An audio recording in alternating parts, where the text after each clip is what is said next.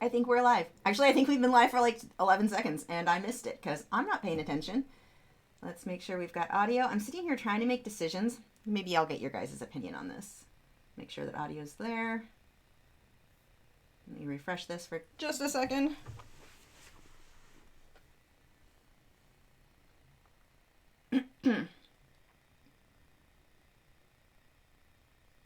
Come on, load. You can do it. Load.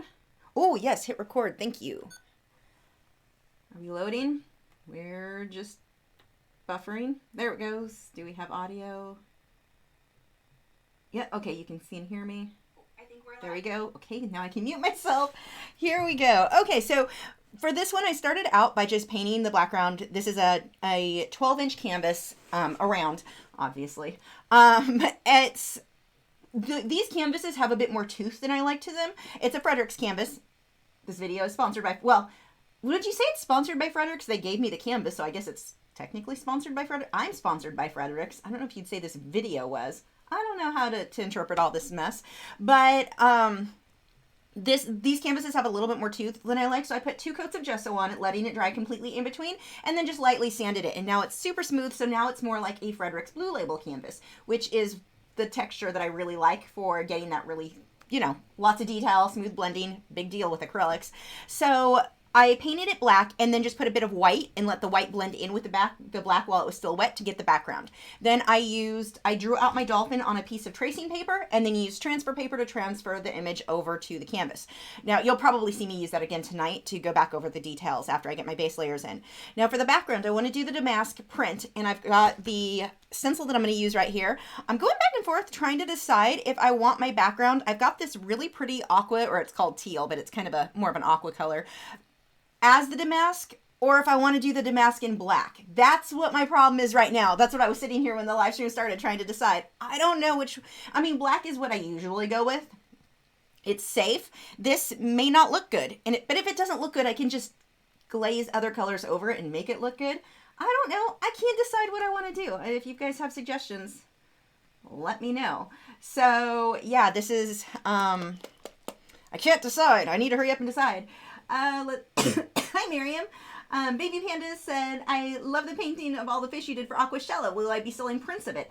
I don't know if there would be prints of that one, because that one is going to George from Coralfish 12G here on YouTube. That's going to be his painting. I don't know if he's planning on doing, I mean, if he wanted, I don't typically give people rights to do prints, so if you bought one of my paintings, don't think you can go make prints of them. But in this case, because it's, you know, their logo, it's for a specific event. I mean, if he wanted to make prints, well, I'll have to talk to him about it. Okay, try the teals. Baby Panda is the first to comment. So, okay, we're going to try the teal. I mean, I've got a backup plan. If it doesn't work, if it doesn't look good, I know how to easily fix it. And I've actually got the colors here to fix it. So, okay, Baby Pandas, if this doesn't work, I'm blaming you. So this stencil's a little bit weird. It's 12 inches edge to edge, but it's got this border inside, which is kind of annoying because, as you can see, it is going to have an edge that's not quite hitting the sides of the canvas. So what I'm going to do there is just make kind of a vignette with black around those edges to tone it down. So, oh yay, Kelly likes my llama. I like that llama too. He was so much fun to paint. Consider doing some more barnyard animal tutorials. I haven't found many good ones. You know, I have a really good photo of the cutest furry pig. He's black, mostly black. I think he had some white on him. I'm going to have to, okay, lots of you are saying teal, so we'll go ahead and try that. I'm going to have to do that. Now, there is a possibility. So from painting the llama, I forgot to clean my airbrush that night, and it still hasn't been cleaned. It could be clogged right now. Let's find out.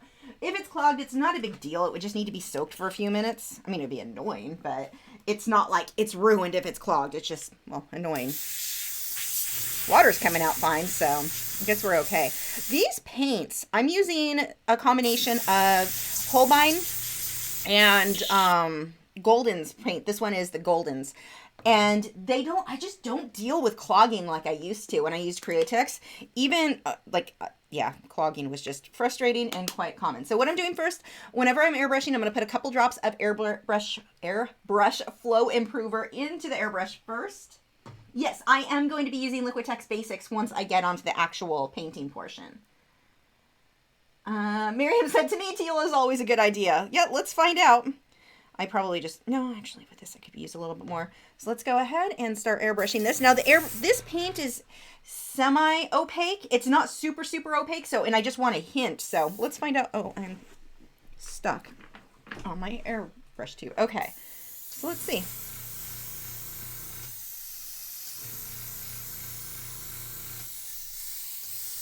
It looks like it's showing it pretty well over the black. Make sure that lays flat.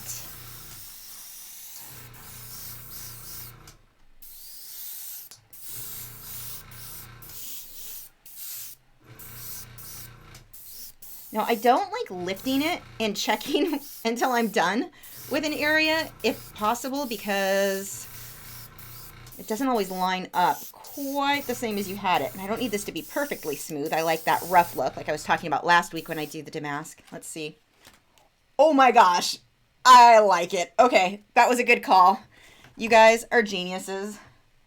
I really, really like this. Oh my gosh. Okay, so what I have to do, you can see these edges here. Now, one thing that I can do is line my damask print off up and get it going off to the edge again. But I think it would look nicer anyway, just to take my black paint. Let's create a light vignette look so it just fades out into the black of the canvas. Easy fix. Don't have to line anything up. I'm lazy. I like it. So let me find my black paint. Now, I do need to clean this out of the gun because this paint is fairly opaque. So all I'm going to do is take my spray bottle and I just spray this into my water well to clean it up.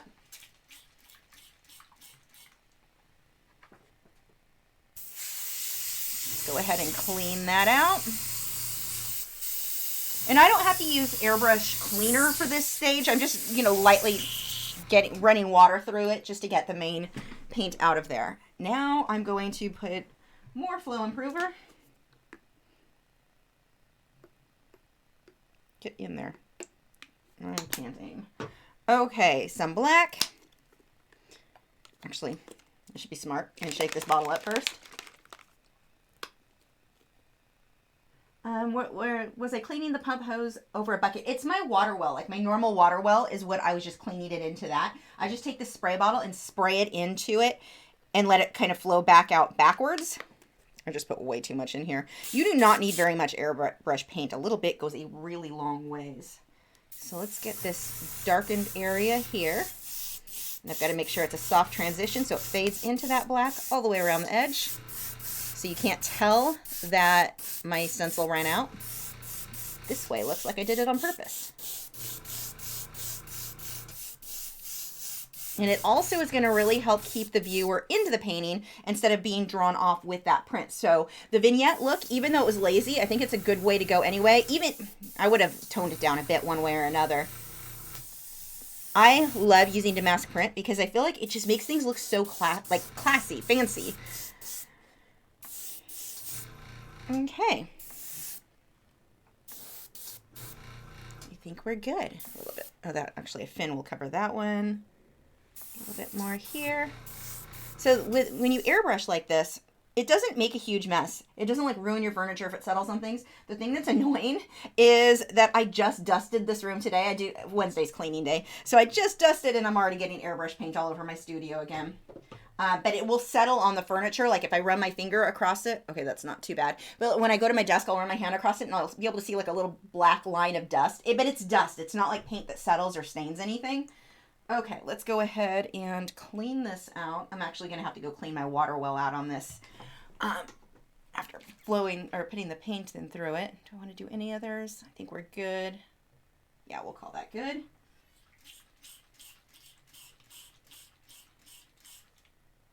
I'm really, really happy this airbrush wasn't clogged tonight. I'm slightly surprised given how, like, I don't even remember if I ran paint thinner through or airbrush cleaner. I think I just ran water. So what I'm doing, I have this little airbrush. It's a well for cleaning your gun, and I'm running the water through this so it's not just floating up in the air and I'm not breathing it, since I'm going to be running a bit of water through, a fair amount. And then I'll do the same thing with my airbrush cleaner. And for that, I'm just using Liquitex airbrush cleaner tonight. All the airbrush cleaners are pretty much the same. I use whatever's got the best price. I don't find a big difference with any of them. Like the Liquitex I use because they have them at, you can get them at like Hobby Lobby. They're in one of few airbrush things I can get in a store without having to order online. But it's a bit more expensive. This one, I bought it probably a few years ago. Okay, I lied. This one's only $6. But I've sometimes got on Amazon, there's an, is it Badger or Iwata? A big bottle. Sometimes I can get this huge like 16 ounce or, is it 16? 32 ounce. For, I think it was $8.99 or $7.99, something like that. Sometimes it's $12.99 for the same bottle. You just have to watch the prices on Amazon when you do order from them. But I have saved a good amount of money doing that before. Okay, let me go dump this because this actually is super pigmented where I dumped the airbrush paint into my water well and I don't want to... I'll be right back. Let me just clean that off.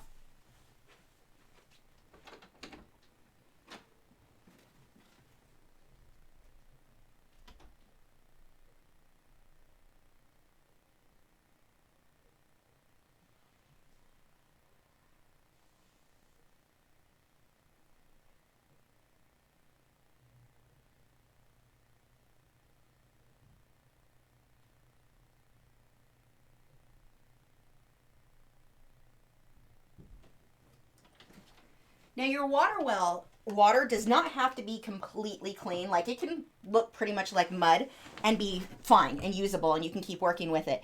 The reason that I want to clean it now is I'm using that airbrush paint and it is just so highly pigmented that sometimes that will kind of stain the water more and end up mixed in with your paint as you're cleaning brushes. It's harder to clean them well in between colors or if you're doing a glaze. Okay, got a mess going on my easel right now. So I will probably do a little bit more airbrushing on the edge of the Dolphin to tone him down too along the edge once he's painted in towards the end. We'll see. But now I'm just going to paint in a base color. I want to use a Tackle and Bristled Filbert. Which one do I want to use? I don't really have a good in-between size over here right now.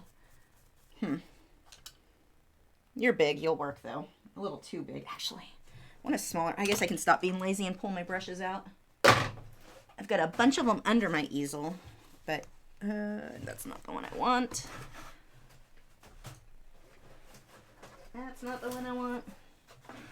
I'm pretty sure this is my oil painting one. I should mark these. There's the one I want. Found it. Okay. See if it has anything in it that oh, yes, it has a brush that I'm looking for. So this Filbert, it's just a bit of a smaller size. Okay, let's get caught up on a couple of questions. Where did I find my stencil? That one I think is from Amazon. If you just look up Damask stencil, I'm pretty sure that's where that one came from. Let's see. Joe said, talk about lazy. I was thinking of getting Golden's Teal to not have to mix phthalo blue and green and white all the time. You sold me on it. Seriously. Like if it's especially with airbrush, mixing airbrush paint is just a pain. It just takes more time and I end up wasting a lot. And that's what I was finding when I was painting those roses recently. I was wasting so much paint trying to mix the right color of pink. Yeah, I can mix it, but I end up with a lot more. Not enough to save, but still like I was wasting a lot of paint. And so in the long run, that was costing me money. Let's use unbleached titanium white so it's a warmer white on the Dolphin, or warmer gray. But yeah, so part of it is I was calling myself lazy for not wanting to mix it, but the other part was like it's just not practical to be wasting so much paint just to get the exact color that I want. Because when you use airbrush paint, you only need really a couple of drops. A very small amount goes a long way. But when you need such a small amount, it can be harder to control your portions of one color to the next.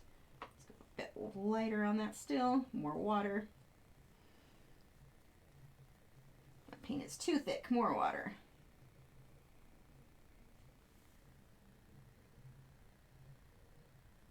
Sarah said, do you ever reach a point where you know you're not done with a piece, but you still aren't sure what to do on it? Not anymore. That comes with practice. You'll get to where you're really, you have a better idea of what to do with it. I mean, yeah, definitely the more you paint, that should get easier. But it's a fairly, I would say, normal feeling. Now, I want to make sure that my outer edges are nice and smooth. So you saw me working that brush pretty slow. And I've got a fair amount of paint and water on the brush. If you start getting that bumpy look, you know you need more paint and water on that brush. I don't want so much water that I make this translucent or runny or anything like that, but I do need enough that this will flow smoothly.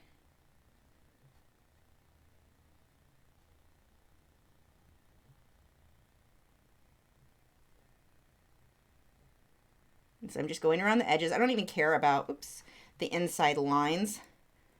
I just need, at this point, those edges to be nice and clean.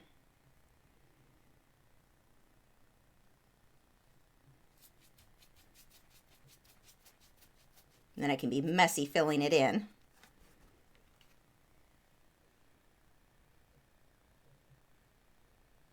Whoops, that just scrolled too far. Sorry if I missed the question. Brent said, how often do you mix your own colors when airbrushing? I've window shopped airbrush paints, and it seems there isn't a lot of colors available. Oh, there's tons of colors. Go look at like dickblick.com, or even Amazon has a bunch of them. But Dick Blick or Jerry's, they have a ton, and what one doesn't have, the other one should. But I use a combination of Holbein and Goldens. If one doesn't have the color, then usually the other will. I don't mix colors often anymore. I used to mix almost everything. But, and it is a good, you know, when you're getting started, if you can't go out and buy a ton of paint, then do that. But it's, now I own most colors that I could possibly want. And when I'm painting a new project, if I don't have a color I want, I'll probably go buy it. It's just too much hassle, really, trying to mix colors and waste a crap ton of paint. Yes, I am still using the synthetic hog hair bristles from Master's Touch, but that's not what this one is. This is a Tackle bristled filbert. Okay, let's go ahead and dry this.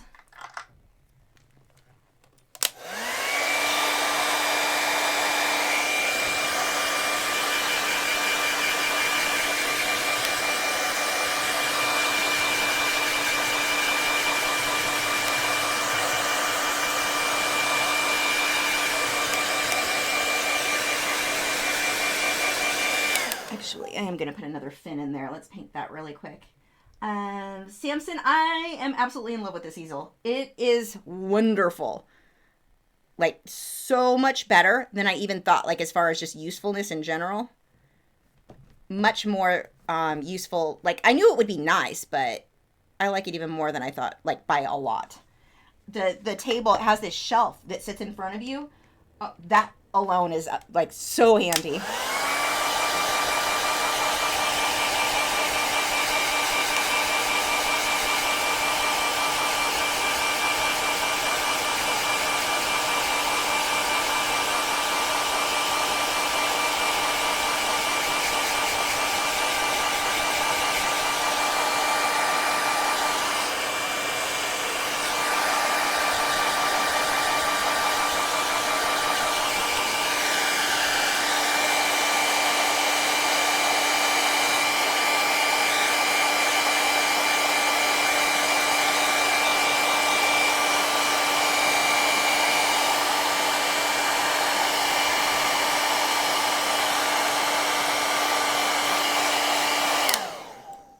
Sienna said, how did I get the background art? With an airbrush. If you back up the video, you can watch that happen. Does my airbrush model come with the rubber grip holder, or is it something you can buy separately? Well, if you get the kit that I have linked, it comes with it. I, in all of my infinite wisdom, did not buy it in the kit, and so I spent too much money. I spent more money buying everything individually, and then I quickly realized, because I did not get the one with the grip, that or mine didn't have it included, that it was hurting my finger the way I was holding, and that grip is super comfortable. So I ended up having to find an airbrush company online that I could buy it from, because it wasn't available at most places that I was looking. Okay, so this is one of the things I love doing, tracing and transfer paper. I already drew him out, so all I have to do is line him back up. You can see I changed my mind on where that fin was going to go. And let's see, right about there. Tape it back in place, and now I don't have to sit and redraw everything. I can save time. I'm a big fan of saving time. I'm going to use some transfer paper, if I can find it. Now, transfer paper you can use over and over and over again. You can see, hopefully, all the lines all over the place on this. You don't have to just keep rebuying new pieces. Oh, I should put it the right way. White side down. And I'm just going to put that over him. And now I can use a stylus, which I lost. There it is.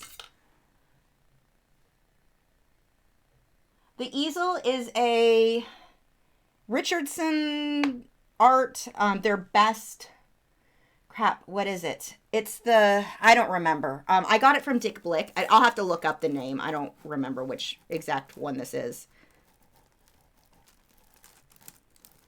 The Santa Fe 2, I think. Maybe I do remember. I think it's the Santa Fe 2. I'd have to double check that, but...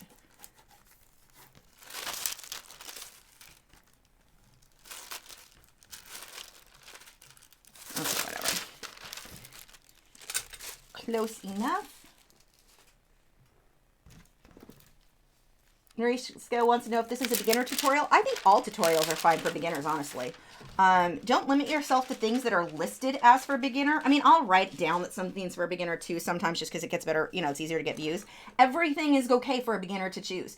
Choose things that are more advanced than what you think you are, and you're going to progress faster. If you keep doing beginner tutorials, you're going to stay a beginner. Do not limit yourself to things for beginners or that are listed for beginners just because you're a beginner. Now, the only difference I would say for me when I do a tutorial that's like specifically for somebody who's brand new is I try to explain things a little bit more thoroughly. But as far as the difficulty level of the project itself, I don't start people off on portraits. There's one exception. But I mean, choose things that are a little bit more difficult, something outside of your comfort range. Yeah, it's probably not going to look as good as whatever it is that you're trying to copy, but you're going to learn more from that by a lot than you will something that's for super beginners. So just don't limit yourself in that. So yes, this could be a beginner. My advanced stuff could be for beginners. If you want to progress, find stuff that isn't like limiting or designed around for beginners. You know, if you want to do something for beginners, your first 1 or 2 paintings, great. After that, you need to jump into the deep end and try harder things because you're going to get so much better, so much faster in doing that. Even if it doesn't make sense at the time, it doesn't matter. You're going to learn more and you're going to learn faster doing that than continuously doing, you know, super basic stuff. Baby Panda said, how often do you need to wash out the makeup brush you use to feather out your painting? As soon as it is, if I take the brush, I've been using the mop brush and I go like this on the edge somewhere and paint comes off, I know right there that brush is no longer working. It needs to be washed out. So as soon as they're wet with paint, if there's paint on it, then it's not going to work for you. It's going to create brush strokes instead of taking them away. Okay. Yeah, Joe, these ones, I've heard really good things about it too. This easel should last me the rest of my life. I don't see myself having to buy another, I mean, unless it's just something for display, but like as far as a usable easel, this thing is amazing. It's made from solid oak. It weighs a ton. Well, okay, not a ton. It weighs about 100 pounds. So getting that up to the 3rd floor of my apartment was fun, but let's see. Okay, I'm going to start glazing, and this is really just going to largely be a glazing process. Let's start with some blues and aqua. Let's just use that for the bottom. And if I don't like something, I'm just going to glaze over it. There's no, that's a little bit fluorescent. Let's add a little bit of black to it. There's nothing I'm going to do that I can't fix if I don't like it. Brushes I'm going to need out. Add a bit more water to that. That's starting to dry too quick.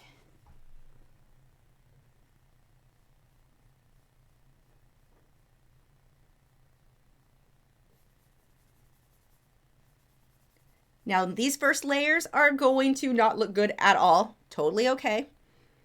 Don't let it panic you if you're painting something and you're like, it doesn't look good. Yeah, it's not supposed to yet. Ooh, that brush is damaged. There we go.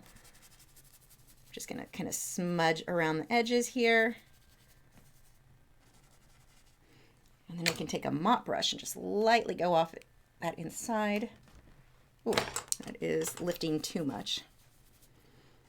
Same thing. Oop, that is it's starting to dry, so I've got to move quickly here. I'm going to add a bit more water just along that edge. Let's grab another brush for smoothing that out. Oh, I know why that brush was slightly wet. I grabbed the wrong one. Hold on. Here's one that's dry. It was lifting paint. Ooh, that's making a hot mess. Okay, so sometimes this happens. I'm actually kind of glad this is happening because I can show you how to fix it. See how when I mopped this, see these rings I'm getting? That is happening because my paint was starting to dry in one area and not in another. So I'm going to take a stiff brush and just smooth this out. But like I said, I'm going to be doing a lot of glazing here, so nothing has to be absolutely perfect at this stage. One of the things that I am going to need to do, though, I need to drop. Yeah, let's do this right now. This is going to be too aggravating. I'm going to remove this from now. This is just to protect my easel from getting paint all over it because it's too new and pretty and I don't want to mess it up just yet. Maybe in the future. But let's drop this guy down. I'm just going to lock that tightly in place. That way, as I'm painting, it's not going to turn all over the place.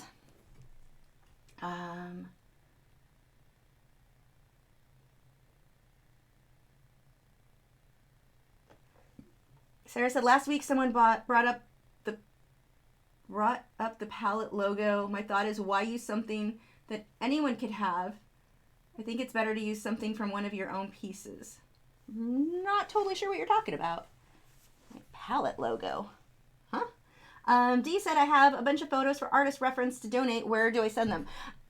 We have a group for that. I don't have it linked. If Joseph, can you link for her where our reference photo group is? I don't remember. It's on Facebook, but I can't get the link right now. Miriam said, how are your studio assistants? I had to rescue Brindle Greyhound. She was a sweetheart. Oh, Brindle's so pretty too. One of my favorite colors. Maybe I just am partial to Brindle because Italian Greyhounds, that's one color that is not, you don't get with IGs. But anyway, mine are, right now they're doing good. They're actually both doing really well. So, I mean, they're getting older. So unfortunately, they'll end up having more and more health problems as time goes on. But right now, today, things are good. They're happy. They're sleeping.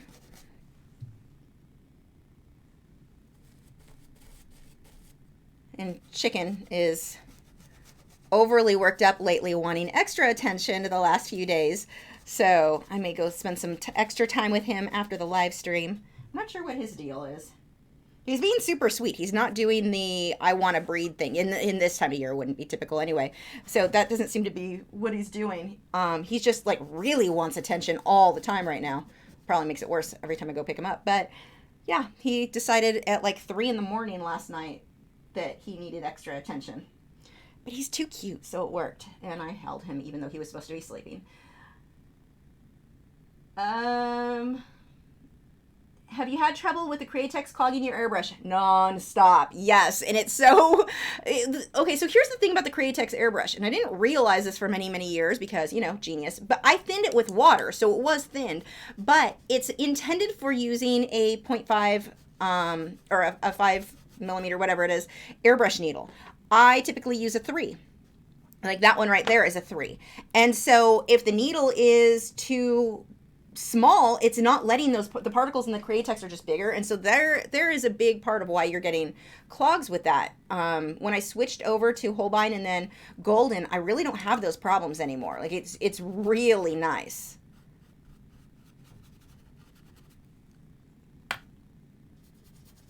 The only time I still had any clogging at all with my other airbrush when I used the Iwata was just the fact that I didn't do good maintenance on that at all. Like I was really bad about that. And so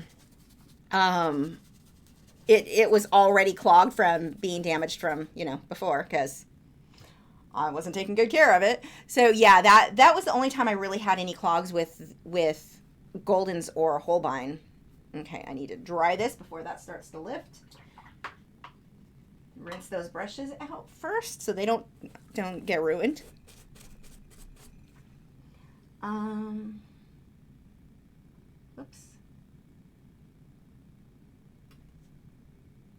Percy said, what kind of beautiful lighting are you putting on the Dolphin? I'm going to do rays of light kind of, you'll see.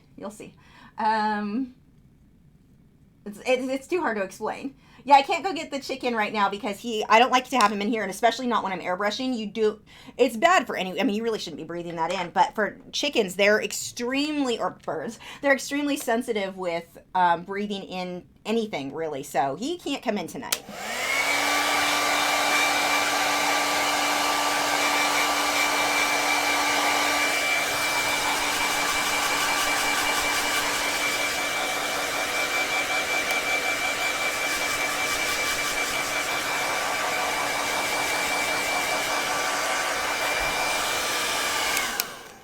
Sarah said there was a discussion about a picture of a palette, sometimes with brushes laid on top, that many artists seem to be using for their social media accounts. And I don't see anything wrong with that. Anything that, especially if you paint in realism, a lot of times people don't realize it's a painting. So I think that's pretty it's a good idea to show the supplies with your social media. Birdsong said, I have an older dog that's not in good health. I'm going to adopt a greyhound when she passes. That's our plan too. We are definitely adopting a greyhound. I already filled out the application through, don't tell my Italian greyhounds, that sounds mean. But I already did the application process and started all of that with Greyhounds Unlimited here in the area. So we went to one of the meet and greets and got to meet a few of them. They're so sweet. So beautiful dogs. Love the personality. Is that round one of your no-name cheapies? No, this one's from Fredrix. Oh, you mean the brushes. I don't know what brush I was just using. I think, yes, it is. Okay, it took me a minute to remember what I was using.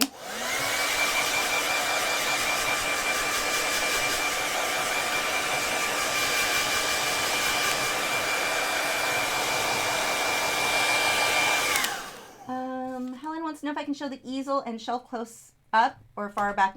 I can't show it to you with the way the cameras are set up right now. I will post on Instagram though. Tonight or tomorrow I'll post a photo of it so you can see.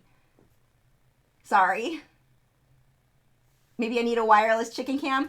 Funny story. So I decided I wanted a fish cam. Not really a fish cam because the fish cams are a few $100s and they don't have the greatest reviews. So you can get for like $60 a security cam that I could put on my fish tank. So when I'm not at home, I like to make sure they're still alive. I don't know. I'm paranoid. So anyway, and I really get a kick out of watching them. Right now I'm using my Furbo cam, but to watch when I'm not, well, right now I don't have fish in the tank, but I will. So anyway, I decided to order this camera. I'm going to keep layering here. I ordered this camera from Amazon called Amcrest or Armcrest. I think it was Amcrest. And I go to set it up. Will not connect wirelessly. And it's supposed to be super easy. Everything's great. It will not connect wirelessly at all. Like, not even trying. So, a little bit of this brownish gold color. Mute that a bit. I'm going to pull some brown tones into him that are not my reference photo just because I think it'll look nice. Anyway. So I go to set it up and it's not working. I'm like, I was getting ready to leave. I'm like, I don't have time to mess with this. I'll call them. So a couple days go by. I messed with it a couple times on my own. Couldn't get it to work. I can get it hooked up if I plug straight into the router, but wireless, it's not even trying to connect. I've gone through all the troubleshooting that I could find in the instructions. So I contact customer support. And the connection was horrible. It sent me over to a call center in India. And they were super, super nice, but the connection was it reminded me of cell phones in the 90s, like you could not understand. And it was definitely a problem on their end, not mine. Because when you called, you got the recording was perfectly clear, no problem. And as soon as the tech support picks up or, gets on the line, I could hear nothing but the bad connection. So he goes through and I told him what's going on and now he's going to have a hard time understanding me anyway. And I get that. I talk fast. And so English not being his primary language made it a little challenge. He was super nice. So, I have nothing bad to say about how the friendliness of the support team over there, but we go through and he tells me to go through, he's going to walk me through setting it up, go ahead and plug it back into the router and then go to the computer and he tells me, and I thought he said something about remote controlling my computer remotely or something like that, but I'm like, the bad connection, that couldn't be what he said. No one's going to expect you to give them remote access to your computer, some like off-brand freaking security cam, like who would do that? Apparently a lot of people. So I get to my computer, he gives me the website, which page to go to. I go there and it wants me to download something. I'm like, whoa, wait, what are we doing? Yeah, apparently the only way, according to him, to get the device to work is to give him remote access to my computer. You can just go, I won't finish that sentence. No, that is not happening. Like, seriously, guys, if you don't already know this, do not give people remote access to your computer unless it's like Apple or Microsoft and you know that's who you're talking to. You don't give people remote access to your computer. That's insane. Now, maybe that they're going to be great people and they're really going to set it up right that way. It doesn't matter. You are putting yourself at such a huge risk to be downloading something like that and then giving them access. I mean, I guess we're always at risk, but that was just a big, huge, oh, heck no, that is not happening right now. So I returned that to Amazon as being defective because I count that as defective. If it doesn't say in the description that the only way, and I asked him, I'm like, isn't there another option we can troubleshoot this? Like, I'm not comfortable with that. He says, nope, that's the only way. So the only way for this product to work is to give you remote access to my piece. No, we aren't even doing that. That is hilarious and terrifying at the same time. Like, what? So yeah, I thought that was pretty insane. They were very nice, but then again, if I was going to hack and, download malware into someone's account, I'd probably be nice too. I mean, I don't know for sure if that's what it is, and the product has good reviews, and I went back and started looking through. Apparently, a lot of people are giving these people access to their computers, and I'm like, oh, you people are, no, that's a bad idea. That is just a bad idea. So yeah, that one went back. I'm going to have to do a bit more research and get a new one, because I want a webcam for that. But you're right. Maybe I need a chicken cam too. Let's see. Oh, missed a bunch of questions here. Helen said, if not tonight, on some other video, I'm looking for a new easel and would appreciate your help. If you're willing to spend this one, with shipping, because you have to pay extra on shipping, ended up costing almost $1,000. I saved for a while for this. This was my dream easel. But if you're willing to pay for it, this one's amazing. But really, if you want to save money, it's not necessary. I painted with my regular old H-frame 4 years just fine. So, but this one, I mean, if you've got some money saved up and you want to get a really nice one, this one is absolutely amazing. It's big. It takes up a decent amount of space. But it's really, really nice. I have to do an entire video review on it. I just haven't gotten to that yet. I'm behind on everything right now. Those of you on Patreon know that, being that I just got your Patreon reference photos for February out last night. I've got postcards I've got to do too from the last 3 months. Greyhounds are such couch potatoes. They are wonderful dogs. Yeah, I like the couch potato, and especially because we're in an apartment. Originally, I planned on my next dog being an Iberian hound, and someday I'd still like one, but they're not really couch potatoes, especially not as puppies. And in an apartment, that may be a bit of a challenge. 1 second.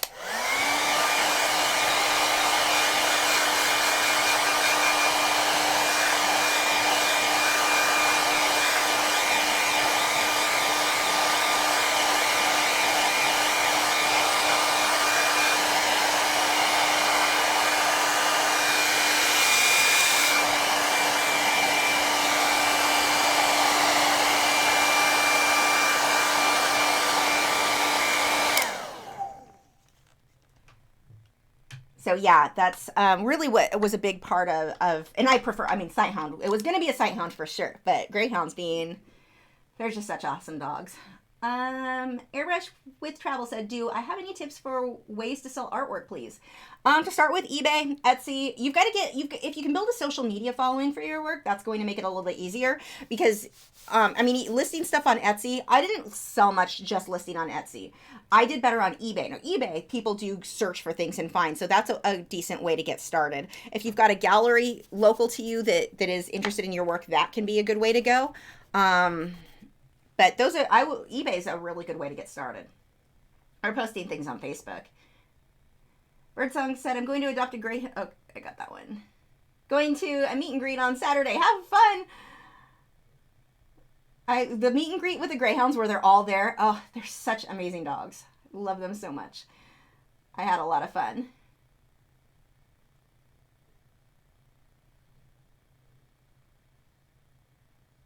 Oops, Kathy said, thank you for all you do. I'm learning so much from you. Love watching you paint. Thank you. I could get a baby cam for chicken. Yeah, and that may be what I'm doing with the fish too, is the baby cams, I didn't like the way that they were designed as much. I just wanted something simple. So, yeah. Are we allowed, Courtney wants to know if we're allowed to sell work we make from your Patreon photos. Oh, absolutely. Those are completely, you guys have royalty free, you have rights to use those in your own artwork. Absolutely. Okay. Let's see. I'm going to need to start getting some highlights in addition to some of the shadows, but I do want more of these brownish tones mixed in. So let's do some of that first. Get a little bit of black in there. Not too much. Yeah, that definitely would have been too much.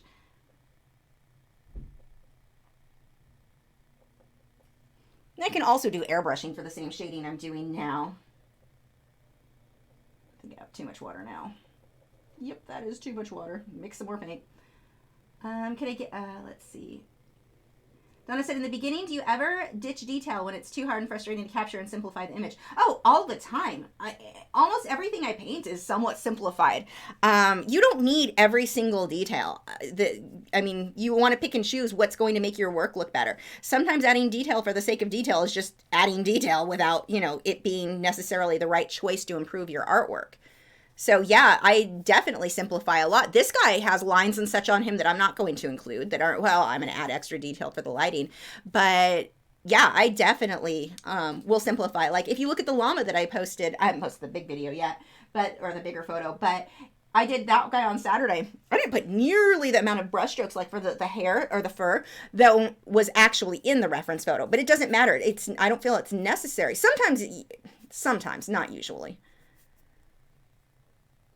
But when I choose not to add detail, it's not because it's frustrating. It's because I don't think it's going to make the work look any better. I think it matters too what reasons you choose to add or not to add certain details. If you're doing it because it seems like it's too intimidating or something like that, that to me says you should do it. But if you're doing it because you just don't think it's going to look as good, then that's different. Of course, you can do like me and be really good at convincing yourself you don't think it'll look good, even if it would, just so you don't have to do the work. I've done that too.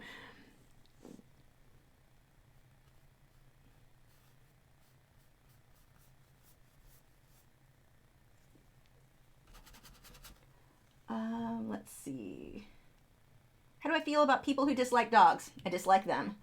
Although, you know, at the same time, I think it's kind of like, if they dislike them and they don't own any themselves, then, you know, I have respect for them not just to go out and get dogs because that's the thing that most people do. So I would rather them just not get any than try to force themselves to like them. So I guess there's that side of things. But I don't know. It seems weird to how can you dislike a dog? Art by MB said, I just joined your Patreon. So excited for the content. I was wondering if you will or have done an updated studio tour. Saw the old one where you were in your other place. I need to. I really, really need to. I'm in the same location, but I redid the studio a few months back, and I just haven't done I'm so behind on everything. A lot of things I think are going to be kind of put off until after Aquashella. I just have too much stuff to get ready, like prints, and I just have a lot of stuff I need to do. I've still got to get taxes done, which means going through I went through some of the receipts. I'm mostly done with what I need, but I've got to go find a tax person, and it's just a whole bunch of stuff I've got to do in the next month. So the studio tour probably won't be till April, but yes, I really do need to do one. Sarah makes, oh wait, nope, one more. Curtis said, I have a bloodhound. They're portrayed as being super lazy, but they're really not. They're big socks and require a lot of attention, and not as drooly as you might think. Okay, I'm going to disagree with you there, because my mom, I grew up with basset hounds. They are as drooly as I think. I know exactly how drooly they are. Too drooly for me, but God, are they adorable. And bloodhounds, I always wanted a bloodhound growing up. I've always preferred big dogs, but we had the bassets. Don't get them wet. They don't smell right when they get wet. But oh, I love bloodhounds. So they're one of the most gorgeous, gorgeous dogs. Love them. I like most of a lot of the hunting breeds, the scent hounds, all of them. All of the hounds. They're so pretty. Let's see. But yeah, I'm a little jealous of your bloodhound. I gotta say, I don't agree with you that they're not as slobbery because I've been around them enough, but they are so amazing. Like, their personalities are just so cool. Really neat dogs. Sarah said, I'm always afraid that after I call a piece finished, I'm going to realize there was something else I wanted to add or something else that would make it look better. And that's why I don't varnish things usually right away. I give myself a week or two at least. So if I need to change stuff, I can. So yeah, and make sure you guys, if your question is not being highlighted with @Lachri Fine Art, if it doesn't have the orange, I'm not going to see it. Not because I'm trying to ignore you. I'm just not going to see it. I already don't see half the orange ones. Ursi said, when you make Would you make paint a glow of lovely lighting to the dolphin's eye? I don't know. We'll see what happens when I get there. Charlotte said, I work with someone who hates all cats and dogs. So weird. So odd to me too. I don't know, but I've always been like animals better than most people. So I guess that's why it's hard for me to relate to that. Okay, actually I need some, there it is. Get some transparent mixing white. Am I glazing right now? I am. I'm using a fair amount of water and I'm adding translucent layers. Now, once I get all of my lights and darks blocked in, I'll glaze one color over everything and it's going to bring everything together. Right now, it's very kind of sketchy looking. It's not going to stay that way. So I'm going to mix some transparent mixing white with a bit of that raw sienna. Let's start getting some of these highlights in here.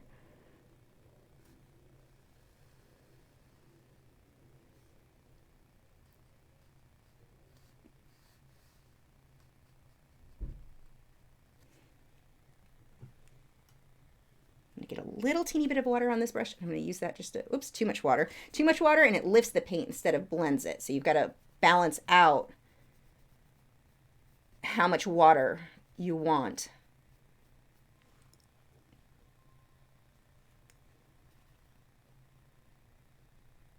I'll have to do a couple of layers there to get that where I really want it.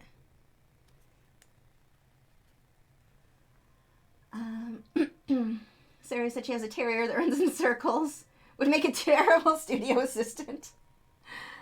That's too funny. My dogs aren't super destructive, so it was really odd. I mean, they're older, so, and Italian Greyhounds don't tend to be, well, at least mine never were real destructive for the most part. But I found my husband's beard brush. I don't even know how they got it off his counter, but because they're small dogs. Maybe he knocked it onto the floor or something. But on my studio floor the other day, they were chewing on, one of them was chewing on the handle. Like, what in the world? Like, what an odd thing. They have chew stuff all over the bully sticks and duck feet, and they have tons of stuff to chew on. I don't know why they went and got his beard brush. Maybe the beard oil on it tasted good. I don't know. It's kind of weird.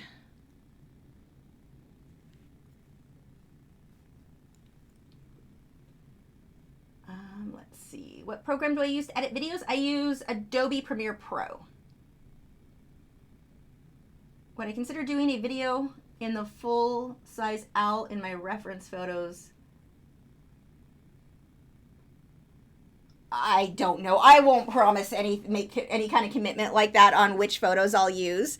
But I mean, you can watch all of the videos where I painted owls before. Chances are I've got one, and you're just going to take what you learn from that and apply it to the reference photo you want to use. You don't need me to paint the exact same reference photo as what you want to work from. You can use the same techniques that I'm showing in any of my videos for any of your own reference photos, ideally. That'll help you. It'll give you a lot more freedom on the reference photo. You don't feel limited to do the exact same thing I'm doing. You should still be learning from what I do, techniques to apply to your own photos. Curtis said, my bloodhound is trained to be a companion therapy dog. We take her to the local hospital and mental health unit to calm the patients. That is awesome. That is so cool. Bloodhounds are perfect for that. Did I ever want to swim with dolphins? I have. Like, I've always wanted to. I never have, but yes.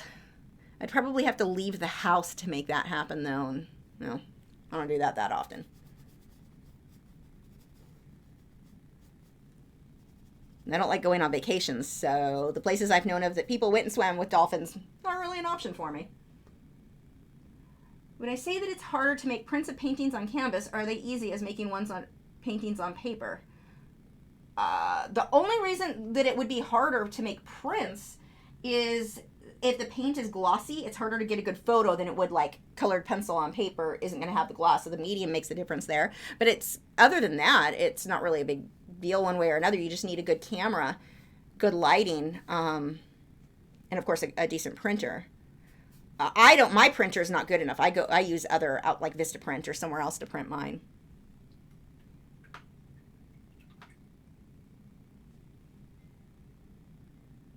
Okay.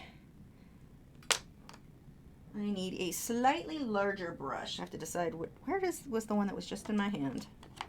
There it is. Need to get some more highlights in here now. Actually, I don't want to go too bright because I need the white rays of light to show. Actually, I don't think I grabbed the right white. Let's rinse that brush. I want to go with the transparent mixing white.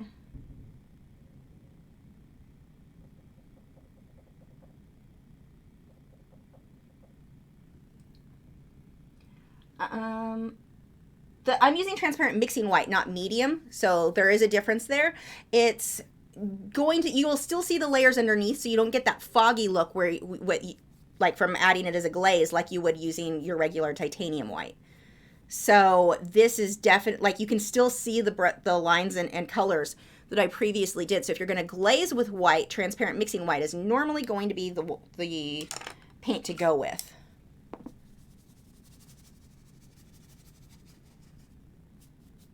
Soften that out with a clean dry brush.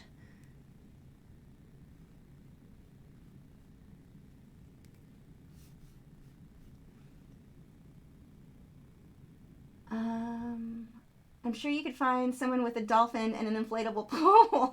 Yeah, you know, I've been trying to figure out how to get a dolphin into my fish tank for years.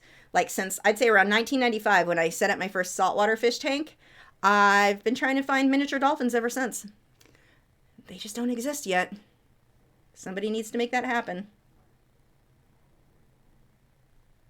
I mean, we turned wolves into chihuahuas. We should be able to turn dolphins into tiny, you know, clownfish-sized critters. Luz said, who are your favorite YouTubers we wouldn't expect you to watch? Oh, I don't know. God, I don't even know. I don't know who you wouldn't expect me to watch.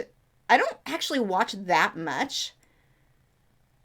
Just because I'm too, you know, you don't have a lot of time, free time in the day, at least I don't, to watch videos. I've been watching a lot of fish videos. Like the Inappropriate Reefer. He's got a cool tank. And he shares things that go wrong in his tank, which can be really helpful and a good learning experience. I was watching Rachel O'Leary, I think. Is that her name? She has fish. She has colorful hair, and she has freshwater. I don't even have freshwater fish, but I like her videos. I've been watching her a bit. I was watching one of hers earlier today. It was about shrimp. I like shrimp. Yeah, fish people, coral fish 12G, of course. Yeah, that's probably not the information you're looking for. I don't watch a lot of YouTube in general.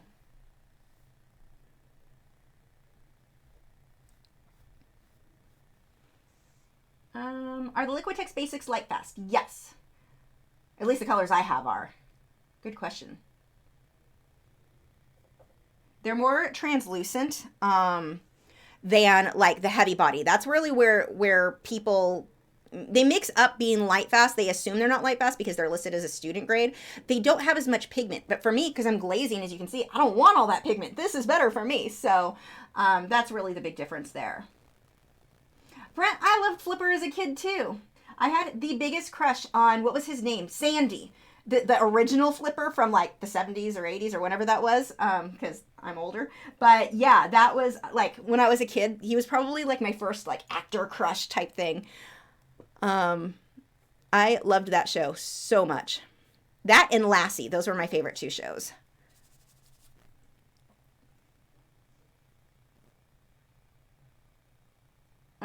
Joseph said you could get Chris and Dakota's pool. She'll lend it to you. I'll work on the dolphin.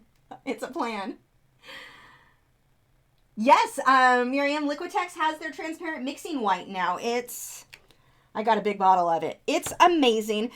I'm really, really happy with it because the heavy-bodied paints dry so fast. Like, they're good, but they dry. That's one of my biggest complaints. I can thin them with water, but while I'm painting, it's amazing to me how fast those dry compared to Liquitex Basics. So, yeah, this is, I'm really happy they made the Liquitex Basics in this.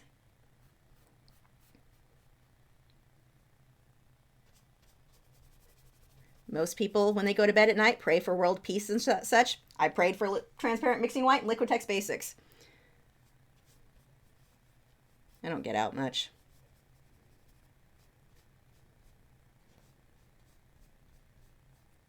So I'm just kind of blending with this brush as I add it. And these lines are going to be a little bit harsh. I mean, you can definitely see my brush strokes more than what I would want in the end, but that will all blend out later on when I glaze over it. Yeah, I haven't watched Sarah Glamangore much. I just haven't had time to really watch YouTube. So I have not watched her in a long time. I liked her content though. Kathy said, I'm amazed you can paint and read notes at the same time. I need to be in my zone when I paint. Christy said, I just saw a miniature cuttlefish. Those guys are crazy. Like, really interesting fish.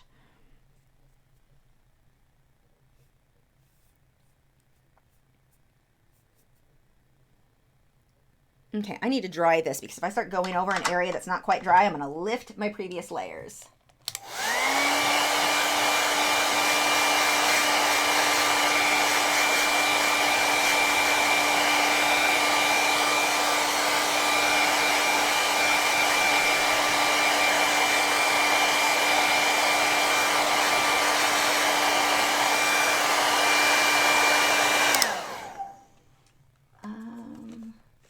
How do I tell what brush to use? I'm so confused. I grab one, and if it doesn't do what I want, I grab a different one. There's no, like, when you first get started, I think it's really easy to get hung up on things like that. Just grab one. If it's not giving you the brush stroke that you want, grab a different one. Or better yet, force yourself to use it to learn how to really get that brush. I mean, I'm using this brush, it's a filbert, and I'm getting brush strokes that are similar to a round. I'm getting brushes similar to the filbert as well. But getting used to just using different brushes and the way that you twist and turn them, how much pressure you add. But don't get too worked up on thinking, because this is one of the things that happened to me when I started painting. I thought I needed to know every color the artist did. If I just knew what color to paint things, that will make my work look realistic, which was my goal. If I just knew the color, if I just knew what brush they use, and I didn't understand how some of these marine artists were getting all these little details on the fish. I'm like, how are they doing that? And I'm on this never-ending search for different tools and different brushes. Yeah, it was a liner brush. It wasn't using it right. It wasn't that the problem wasn't the brush, it was the user. And getting used to using, just grab something and learn to make it do what you want. With this one brush, I can use it like a flat. I can use it like, just depending on how you hold it and the pressure. But don't get so worked up worrying about which brush you're using. Just grab one.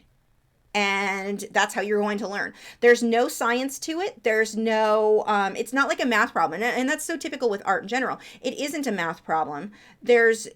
You've just got to experiment with stuff and figure out what works for you, because what works, like the brush that I use, may not work for the next person. They may just not be able to get that one to do what they want it to do. You have to experiment with things and just play with it, but don't get worked up and worry too much about, I need to use the right brush. I need to use the right color. Those two things usually aren't that big of a deal. I mean, to an extent, if you are using, let's say you had a bunch of watercolor brushes, they're just too soft. Those aren't going to work real well for acrylics. But besides that, just grab some brushes and play with them. And if you're not getting the results you want from one, switch to a different brush and see what happens then. But a lot of painting comes down to, it doesn't matter how many books you read, it doesn't matter how many videos you watch, it comes down to experimenting and experiencing the medium. Until you start painting and using it, it's not going to make total sense to you. You're going to feel very confused. Just paint more. That really is all it comes down to.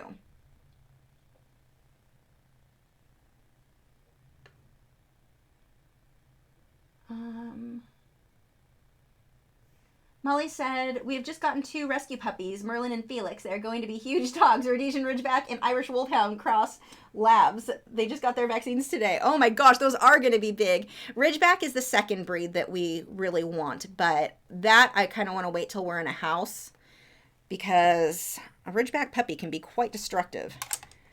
So, I work from home, so I could make it work, but that's one of our breeds we really want.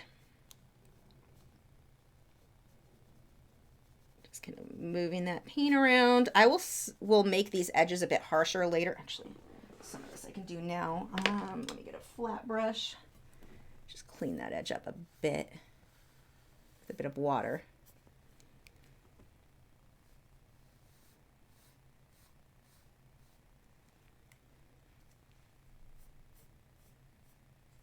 If if you have mistakes or things that aren't quite clean, clean brush with water kind of works like an eraser as long as what's underneath it is dry. How do I decide if something should be done in pencils, Inktense, acrylics, etc.? What mood I'm in? It really, that's the majority of it. If I want a certain size, like in this, I can get this done in a couple hours. If I did something this size in colored pencil, I won't be doing anything in colored pencil for Aquashella unless I bring something that's already done, because it takes too long and I don't have a lot of time to get stuff done. I mean, that shows in like a month. So I'm just going to mostly do stuff in acrylics because it's one of the fastest mediums. I won't sell Inktense because of the light fast stuff. Same with watercolor pencils. So those aren't going to be good choices for coming up. But sometimes it's just a matter of what mood I'm in. Some mediums I'm just in the mood to work with watercolor pencils or Inktense one day. So it can be that. And again, the size and how long I have to finish something will make a difference. Like that llama, I wanted to get him done in one night. So acrylics are going to be the way to go. Diane said, so glazing is using water, mixing white, and the color. No, mixing white does not have to happen in glazing. It's what I'm using right now because I need to lighten stuff a bit. But usually just the color. You want a kind of translucent color with either water or glazing medium. Either way you can use to make a glaze. Brent said, was there ever a newer flipper? I've only seen the original. Yeah, I think, wasn't Jessica Alba in one? Maybe it was just a movie and not a show, though. I don't remember. Maybe I'm thinking of a mermaid thing. I think Jessica Alba was in one of them. My sister was friends with her back then. That's the only reason I remember the name, because I don't remember people's names. Luz said, I haven't painted in a while or posted a painting video on my channel for a while. How do you get motivated to paint when you don't want to? I want to paint my bills.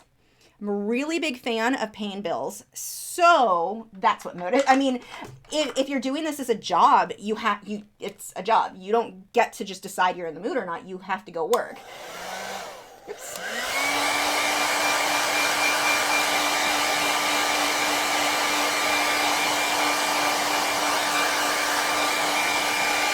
But when you can't think of something to paint or draw, you just need to pick something. Pick anything and get to the easel. That may be the thing you need just to get back in in the mood and in wanting to paint and draw. If you spend too long away from the easel, I think it makes it harder and harder to come back to it. Is ink white the same? Whoop, that scrolled too far. Is ink white the same as transparent mixing white you're referencing? Zinc white for oil paint is what I would use for a glaze, whereas transparent mixing white is what I use for acrylics. Angela said, I don't get why people say thick bristles for oil paint. For example, I use all types of bristles for my oil art. Yeah, I'm kind of with you on that. I remember there was a guy, my first time, I was just getting started with painting in oils. He was teaching oil painting classes at Michael's where I was teaching acrylics. And he insisted I come over. And he was going to show me all the oil painting things. And he went through my brushes and it was just like, you don't need this, you don't need this, you don't need... And to this day, I use those oil paints. Or those brushes. But it's going to depend on the person. You've got to figure out what works best for you. But yeah, the theory behind that, oils are a thicker paint. So you don't want, super, super thin or soft brushes aren't going to usually work that great for them. But I do use some Taklon bristles with my oils. And those are some of the ones that he was pulling those out, and he was pulling out anything small, like any liner brushes. Like, yeah, I actually do need those liner brushes for the style of work I want to create. I'm just going over this black here. I want this shadow to kind of fade up a bit.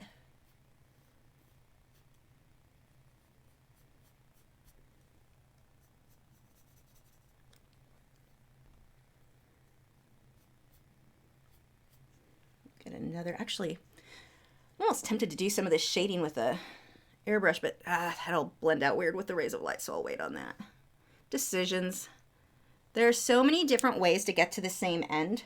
There's no one right or wrong answer, and that's why so often you'll hear me like trying to, do I want to do this or do I want to do that? There's just so many different techniques that you can use that will get you a very similar result.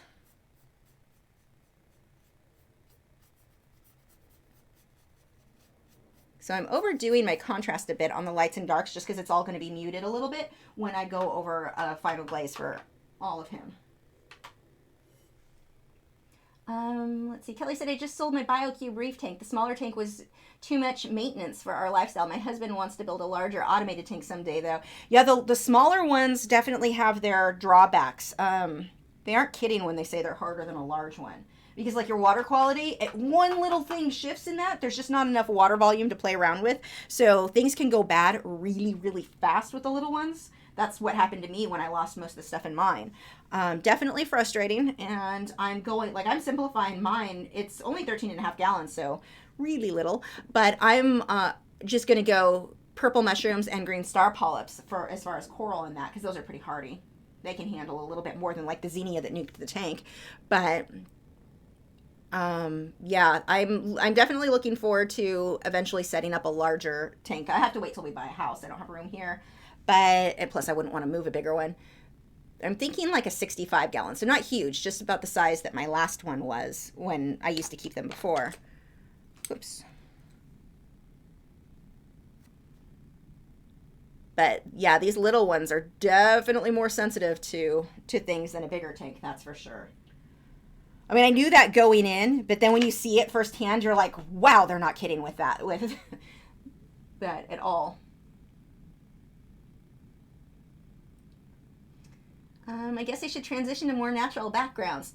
Use whatever backgrounds you like. You don't have to go more natural if that doesn't interest you. Whoops. Miriam said, do you follow photographer Alex Mustard on IG? Probably not. I don't follow people because I want photo, like I can't use their photos. So no, I don't look for people to follow because they have photos of things I want to paint. Then I'm just going to want to paint them, but I can't because they're not mine. So no.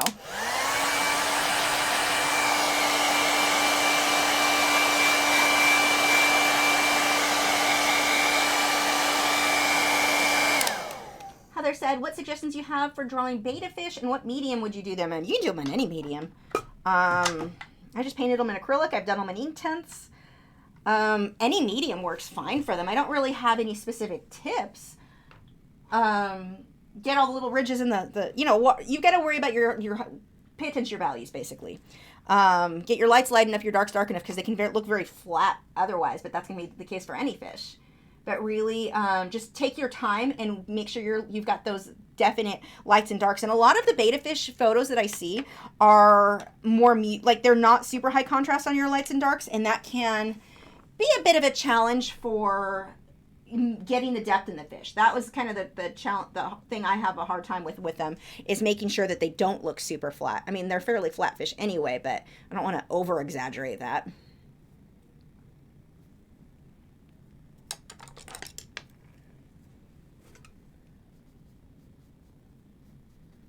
Smudge this out a bit. You don't want to overblend. This is transparent mixing white. A couple of brush strokes should be all you need.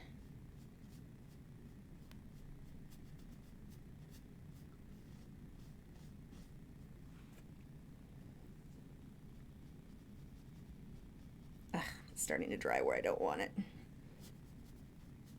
Too many brush strokes, but it was starting to dry, so I had to rework that a bit.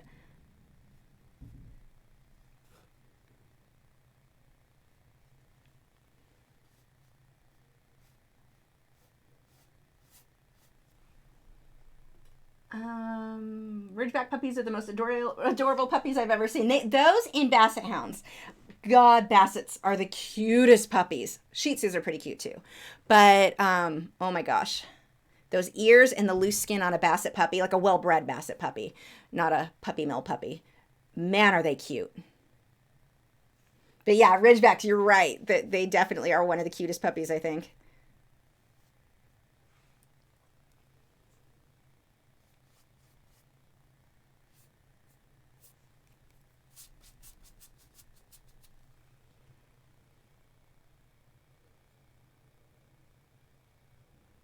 Linda says, if you love Side Hounds, you would probably love our Basenji. They're cute. I do like Basenjis. I like all the dogs. Dee said, do you deal with insecurities concerning your art? I think we all do. I think if you don't have any insecurities, you're not going to improve. Like, you should always kind of be like, I don't know if it's good enough. What can I do to make it better? But at the same time, you have to balance that with also being proud of everything that you do, if that makes sense. Like, you've got to have both. Otherwise, it's too easy to get frustrated and just give up. But yeah, the insecurities are pretty, I mean, those are normal. Don't think that you're weird for having them, but you do want to also be super proud of what you do.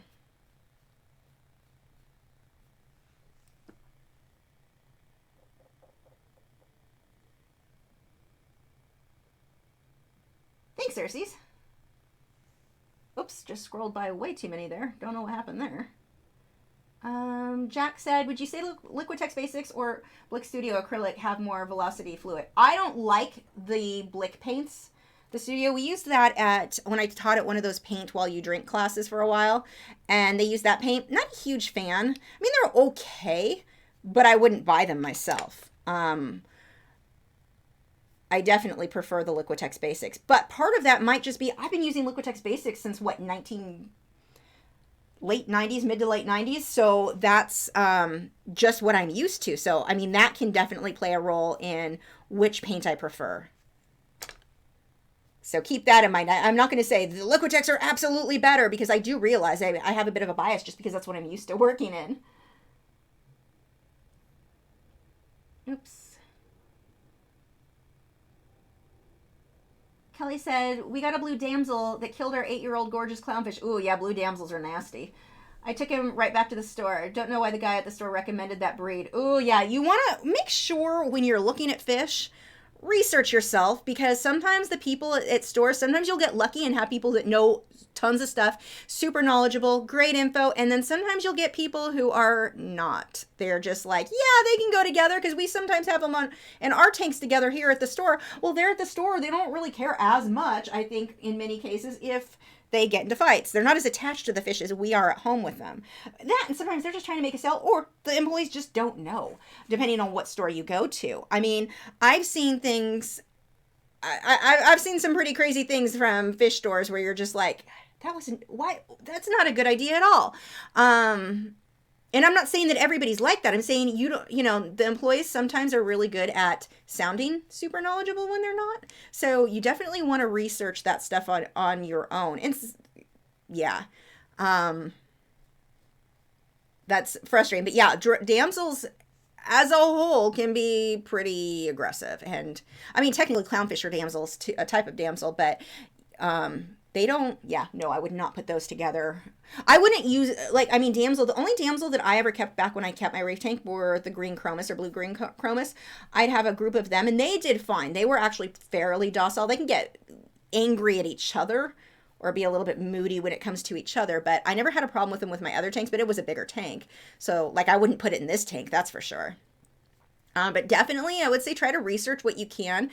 It's hard to figure out what the right information is, because there is a lot of conflicting information on the internet. But yeah, damsels are jerks for the most part. A lot of people, and I don't agree with this either, but they're super cheap. But a lot of people will use them to cycle a tank because they are so inexpensive. And if they die, they're like, oh, they were cheap. I mean, I don't agree with doing that, because I don't want to see an animal die, not intentionally, but you can't, I mean, their thing with that is, because you're probably not going to want it in it's not a big deal if they die, because you're not going to want it in your tank later anyway, because they're so aggressive. But it's like, I just wouldn't put them in my tank. Plus now there's plenty of stuff to cycle your tank. You don't need a fish to do it. But yeah, I'm sorry, that sucks. That's really frustrating to watch, I know. I haven't had any fish, like, in my old tanks. I don't remember having any situations where one fish killed another, but I had some where I had to take a fish back because it was being too aggressive with another. Usually they end up working it out, but not always. Okay. He's probably dark enough, I think, for the rays of light. I mean, the rays of light are really going to be the main feature on him. And I can come back and actually, let's get a little bit more contrast. Danielle said, I think I'm going to invest in some golden fluid acrylics. Any experience with those? The only goldens that I have that I really use much are these ones, the high flow acrylics for the airbrush. But the regular fluid acrylics, those I've not. But I mean, Goldens is a great brand, so I'm sure they're fine. But I can't give you much information there. I'm sorry. D said, oh, that just scrolled too far.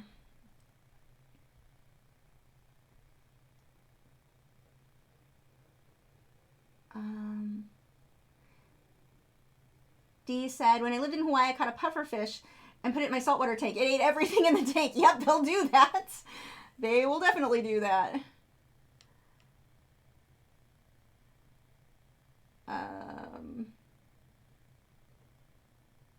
Emily said you should see my, I'm thinking that's a Basset Lab mix. They're cute puppies too. Most puppies are cute puppies. I bet that would be a cute combination though. Oh yeah, bulldog puppies are cute puppies too. You are right. Heather said, I hate the paint night paints too. You're not alone. Evie, and I don't know what most of those paint night classes do. I just know the one I was working out was using the Blick, and I wasn't, I mean, they're okay, but I didn't like them. I mean, if given the option, I didn't want to use them. Thanks, Evie. Okay, there we go. Okay, let's get a little bit more of the darks. I'm almost wondering, though. Actually, let's get some more detail around the eyes first. Decisions.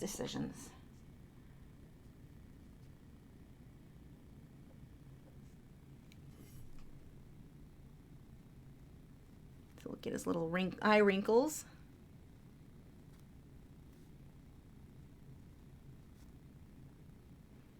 Now, I'm obviously not going super accurate where I care about color. I want a little bit more color than what my reference photo has. And actually, these are deeper. It's a little bit more muted. What you guys are seeing, mine has a bit more purple in it. Can I combine the Liquitex Basics with the Blick paint? Yeah, you can combine. I mean, I've got some in the past where I bought like Goldens or different paints just because I liked the color in a certain one. And yeah, they mix together. I mean, they're all acrylic, so you're fine to mix.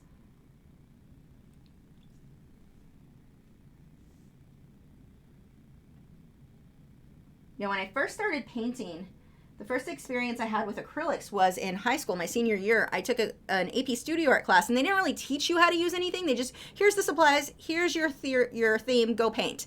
So that was fun. I actually loved that. But they used the Dick Blick paints. And that was before the internet was really a thing. So I didn't know how to get them or how to order them. So I just went to Michael's, and I ended up getting the Liquitex, because that was what was there. But at the time, I liked the Dick Blick because it was the only thing I had experienced. It wasn't until I used the Liquitex I realized, oh, I like this better. What kind of palette am I using? It is linked, or it should be linked in the video description. It is a New Wave glass palette that sits inside of basically a big Tupperware that's called the Masterson. I think it's Masterson. It's like it seals off the paint. And so when I'm done painting for tonight, I'll put the lid on this and leave a wet paper towel in it. And this is going to keep all my globs of paint will stay wet. This area here where I've been mixing, that'll dry. But the globs will still be wet for weeks, so I can keep reusing the paint. So that is what that palette is, and it should be linked in the description. Thanks, Urses. Thanks, Miriam. He's getting there. It's a slow process, but he's getting there. Once I start putting the rays of light on him, that's really going to make a big difference. Actually, let's get a little bit more glazing for my darks. Although I'm kind of, yeah, let's darken up a little bit more. I'm going to go with like a purple. For no other reason than, sounds good.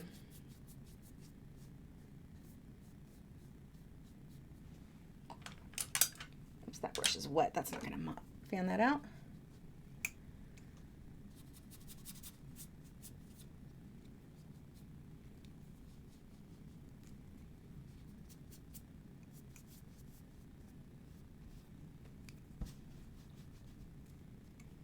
So just pulling the darks out a bit more so that when I come on top with my rays of light, they'll stand out better. Plus, like I was mentioning earlier, I would glaze over kind of everything, or most everything anyway, and it'll pull these colors together so it softens a lot of this out.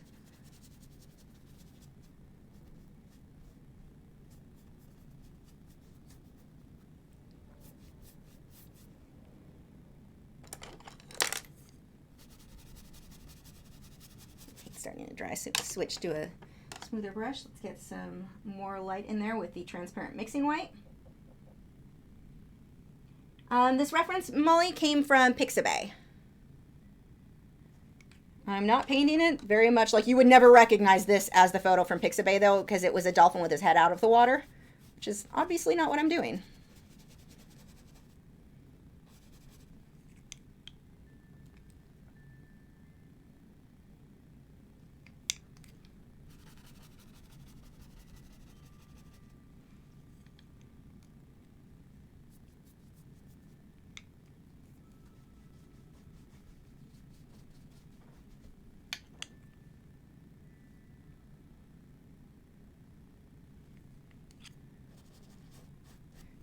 make his eye not look so dead. It's kind of a scary looking eye right now. I'm just going to put a bit of a gloss on it because their eyes are pretty dark.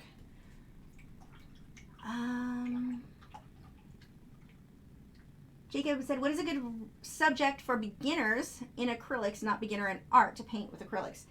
Anything that interests you except a portrait. I don't recommend starting with portraits with getting you. Acrylics can be a little bit frustrating to learn to blend because of the dry time. But other than that, anything really that it's best if it interests you. It could be a rose. It could be anything that sounds interesting to you is what I would recommend. I found that students learn better if it's something they're interested in than something I chose for them.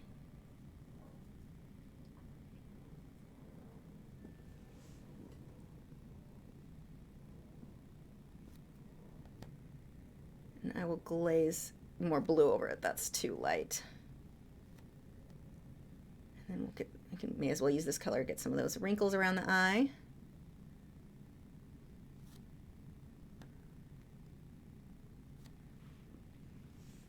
Okay. But yeah, it's not, other than I say avoid portraits for when you're just starting with acrylics until you really get an understanding of blending, anything that interests you. Thanks, Diane. Very fishy looking too. What kind of brushes do I use? If you go to my website, I have photos of the stuff that I'm using. Most of mine, a lot of them are generics. Simply Simmons. I've got generic from Hobby Lobby. I've got a bunch of different ones there. If you go to my website, under the supply list, they'll be there. But there's just so many that I couldn't just sit and list them all out, unfortunately. To blend and soften, what I'm using is a powder brush. This one is Real Techniques, and it works better than any art brush because it doesn't shed like art mop brushes. Jesse says, it's so amazing to see how glazing can bring out so much depth in paintings. Yeah, and the more you glaze, the better it looks. Mine's a little bit darker than what you're seeing. But yeah, the more you glaze, the more, it really does make a difference. Let me dry this so we can start doing the rays of light on him.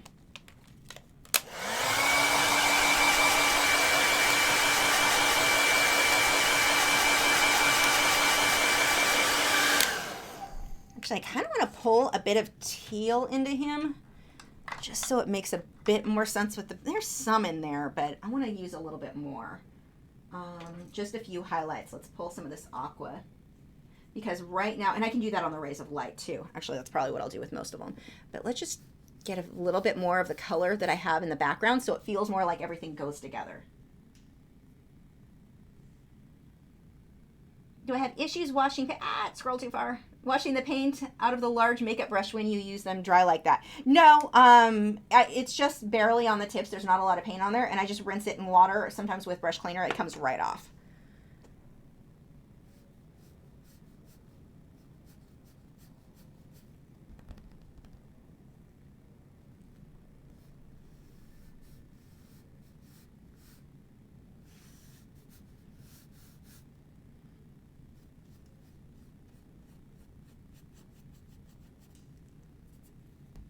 Okay, at least there's some of that color in there, but I think I'm going to use a lot of that when I do the base layers of the rays of light. So when I do the rays of light, I'm going to start with my brush strokes being a little bit thicker and then and darker in color, and I'm going to brighten them up, use more white, and thin them out on the inside as I build forward.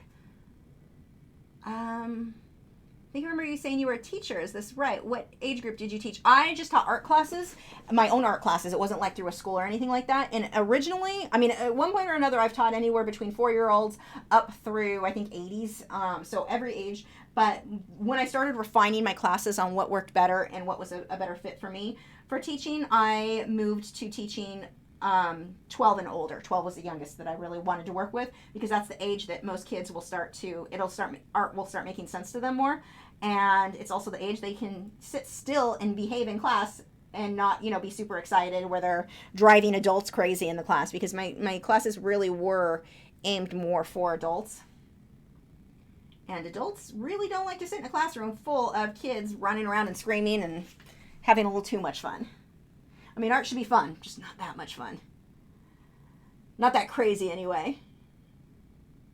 Does using acrylic paint on watercolor brushes ruin them? If you don't clean them, it can. You definitely want to make sure that you're cleaning your brushes really well, because you want your watercolor brushes need to stay really, really soft. And over time, if those brushes aren't perfectly clean, you could damage them. So, and really, watercolor brushes aren't a good fit for acrylics anyway. They're too soft. So I wouldn't mix them. I like to have different brushes for different mediums, because like I said, over time these brushes do start to stiffen up a bit. And at first, like if you use them once, you're really not gonna, it's gonna be okay, but it wouldn't be like an ongoing practice if I could avoid it.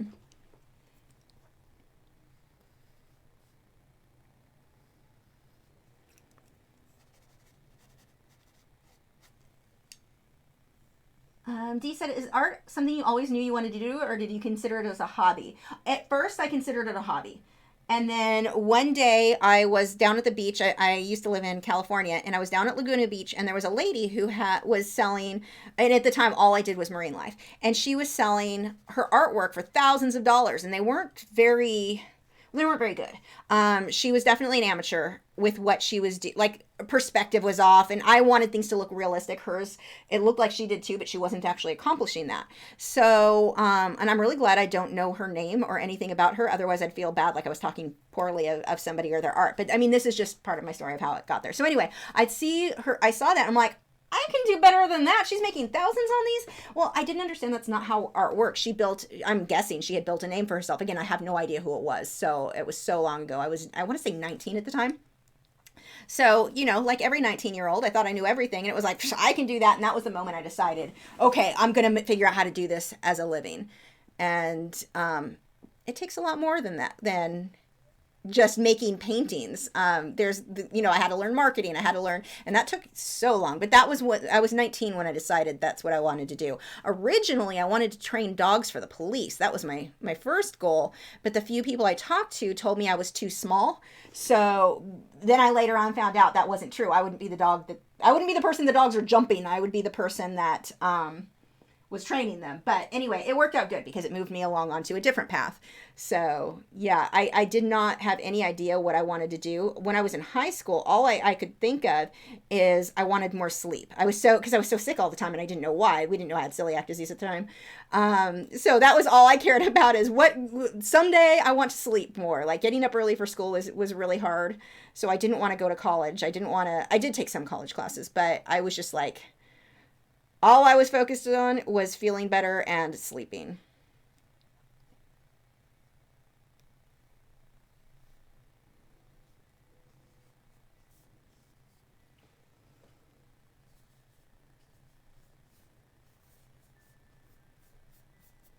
Okay, we're going to start lightening this up. Thanks, TDK. TD Kid? TD something? I can't read. Okay, let's start getting brighter colors now. I'm going to go with transparent mixing white at this stage. Oops, I should stay in the lines. You'd think as a pro I'd know how to do that, huh? Not so much.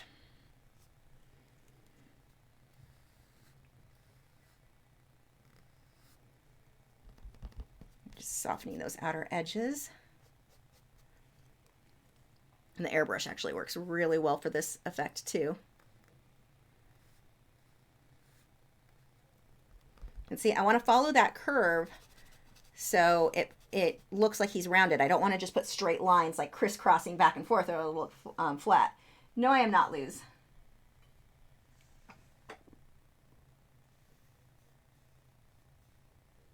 I did vegan for a while, got really ill. I'm not vegan now.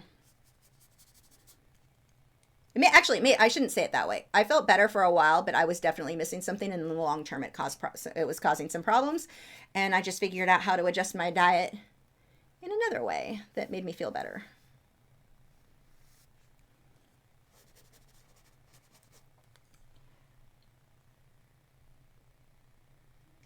Yeah, it reminds you of that, Miriam, because I paint dolphins all pretty much the same. So yeah, it should look a lot like the Derwent one. Yeah, I painted hundreds and hundreds and hundreds of dolphins in my life. And I mean, because that's all I used to do was marine life. And been doing it for a long time. So I painted so many of them. So I definitely paint them a bit more stylized. I don't go super realistic on them. See, I'm starting to get these spots that are much brighter now.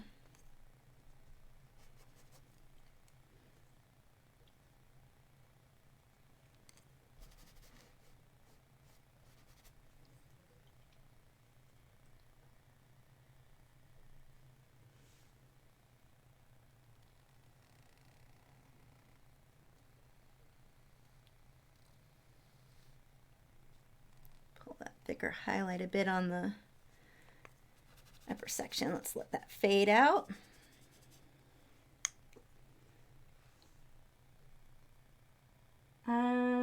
D said, if you could go back in time and tell your 19-year-old self, what would it be? It would be to work harder, I think. Paint more. I mean, I look at some of the stuff that I wasted time with, you know, going to clubs with friends. It was just a waste of time. But the bigger thing, it wasn't even just so much when I was 19. I wasn't unhappy with what I accomplished when I was younger. I would have said when, you know, 2005 hit, get on YouTube early. That would be like the main thing. Start learning business and marketing, start looking up. Now, to be fair, back then, like, because when I was 19, there wasn't a lot on the internet. I didn't have internet. I didn't have a computer. There were computers, but it wasn't a super common thing for people to have. So I think I would have told myself to paint more, draw more, and to slow down, I think would have been a big thing. With my art, I was trying to finish a painting too soon. Slow down and pay attention to the details. I was rushing everything because in my head, you should be able to finish a painting in a few minutes or a few hours, whatever, not a few minutes. But I was going faster. I mean, okay, I say that and I'm actually going to finish this one in a few hours, but that's because I've been painting longer. But back then I wanted things to be realistic and I didn't understand why. And I was so hung up on, I just need to know the colors. I just need to have the right brush. And it wasn't that. It was spend more time painting. It's as simple as that. So I would have told myself that, and I would have told myself as soon as computers were there and I could start looking up business and marketing advice. And back then, there was no social media. There was none of that, and that really is what made a difference for me. So it's hard to say, other than once 2005 hit, when YouTube really became a thing. I do wish I had gotten onto YouTube earlier and started learning to make videos earlier. I think that could have been a good help. But slowing down, I think, was a big one. Start paying attention to details. Start paying attention to the little things instead of I think I was focusing on the overall picture. I would look at something and it had tons of detail and I'm like, oh, that's so great. That's what I want mine to look like. But I was looking at the finished product and not the steps to get there. And so I was rushing things all the way. Thanks, Sarah.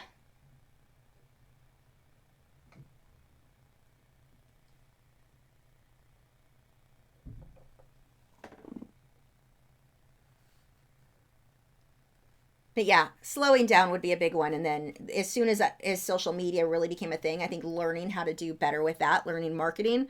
And I mean, that was way past that was 20 years later. But those things are so useful and not something I knew anything about.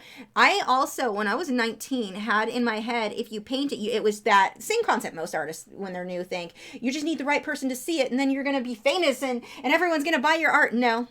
That's not how it works. You're going to paint a lot of things and then you're going to paint more things. Like, you don't do one thing and suddenly everybody knows your work and you just have to be found. This isn't the music world. It doesn't come down to just the right person seeing it. And even music half the time, that isn't what it is. But it was working hard, getting a lot of paintings done, getting your work out there with a lot. That was a big thing for me to understand. And I do wish I could tell my 19-year-old self that, kind of get that idea out of your head. It's going to be hard work and you're going to have to work a lot to get anywhere.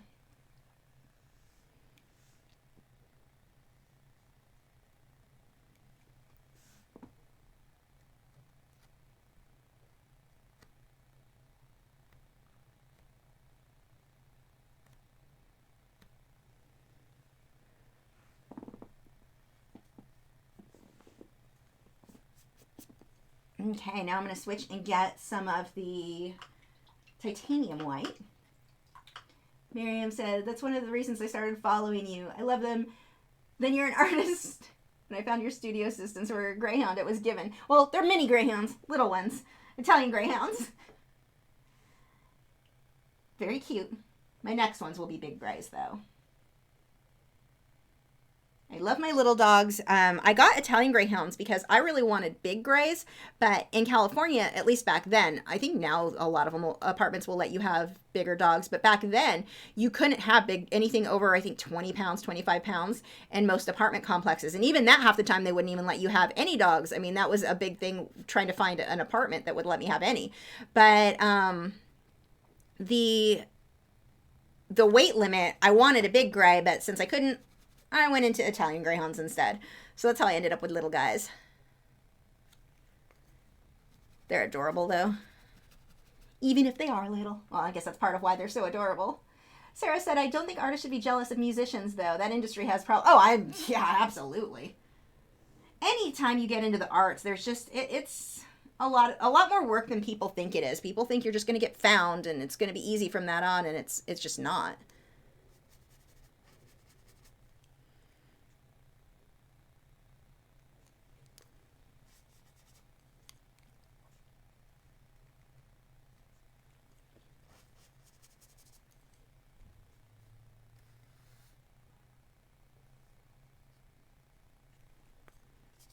But see how I built up from those darker colors and just worked my way forward with these brighter colors, or brighter values.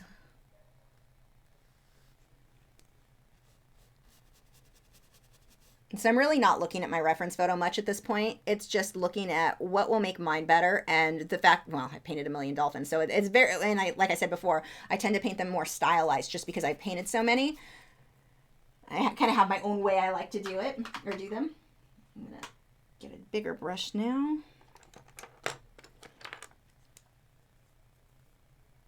Dee said, how did orcas become your favorite subject? I don't know, there's just something about them that just always made me like feel something. I don't know. I'm really not sure what it is,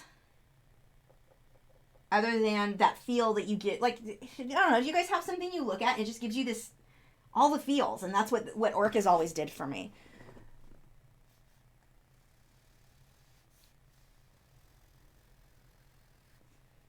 I've just always really, really loved them.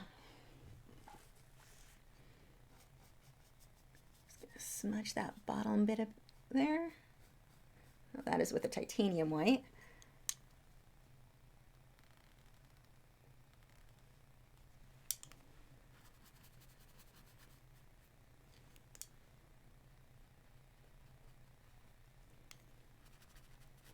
And see, I just keep building. Messing with my values, adding more, messing with my values again. And I'll probably add bubbles to this too. I don't think it'll be on the live stream. No, it won't be on the live stream tonight, most likely. But I've got videos showing you how to do bubbles. We'll see how far we get, but I doubt that'll...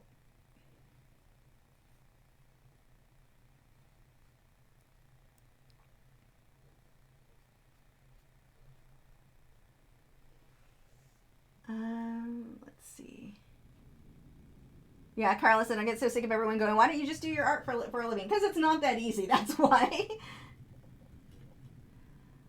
Did I have a regular job before I became a full-time artist? I did. I was, and the second part of the question is, if so, did you know it was time to make the transition? So I was working, I worked at pet stores, I worked at animal hospitals, was the last one. And I knew that I could transition when I was making enough teaching my classes. I was doing both at the same time, teaching art classes and selling my work and working at the animal hospitals. And when I finally made enough, I was doing enough with the classes, really was the thing that I needed, because I needed something more stable than just selling paintings. And back then, eBay was doing a lot better. So I actually sold a decent amount on eBay. You know, cheaper things for the most part, things that were under a couple $100. That in doing pet portraits I eventually ended up getting into, but that was when I knew, you have to be making enough. Don't quit your day job until you're making enough to still pay your bills, basically. That's how you know when it's time. Thanks, Arcees. Wendy said, what medium would you recommend for the acrylic artist to start to use to replace the linseed oil that artists use for abstract background fill? Medium, I just use water. I mean, you can use glazing medium. I'm not sure. because I don't really do a lot of the abstract. I don't try to do abstract, so I'm not sure that I can give you any advice there. I'm sorry.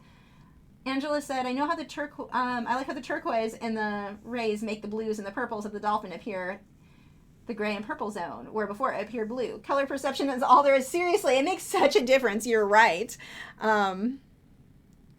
Yeah, what you put next to a color will completely make it look different. Like there are times where I'll use color matching tools and I'm like, okay, clearly that's orange. But when I do the color matching, it's actually like gray or something just because the color it was next to it made it look orange. So yeah, it's crazy. How colors affect each other that way.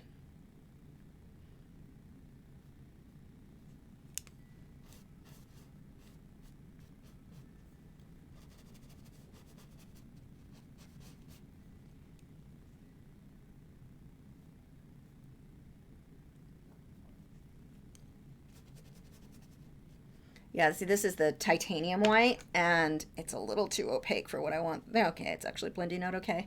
It was giving me too much of a foggy look.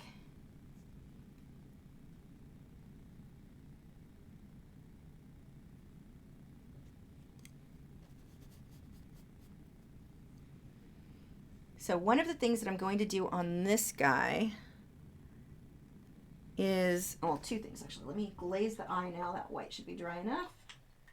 I'm going to pull rays of light coming down like I did before. Actually, I should get the bubbles in first probably though. Okay, I'll paint a few bubbles. They're fast.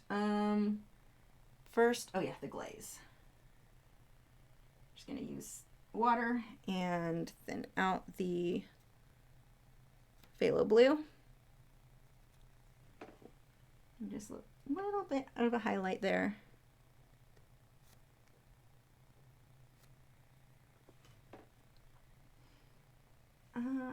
Let's see. Dee said, what genres of audiobooks do you listen to while painting? Usually fantasy. I don't like real life stuff. Like, real life's no fun. Yeah, I am a big fan of fantasy style, or fantasy books. Fantasy, supernatural, like anything with vampires or werewolves or fairies. I like fairy books.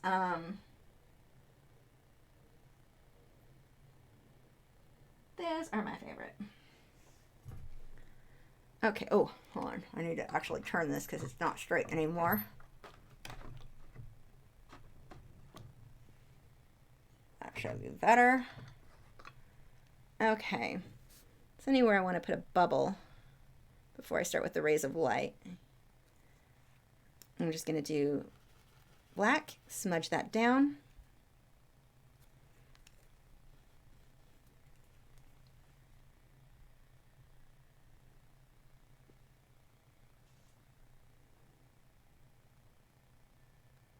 I think I hear Chicken in there singing Game of Thrones.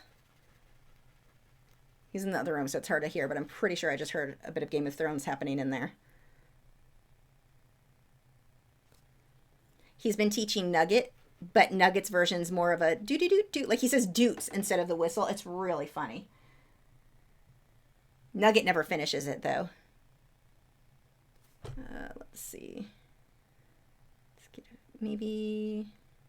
Actually, I don't think I'm going to put bubbles here. I think I'm going to keep them kind of moving in this direction.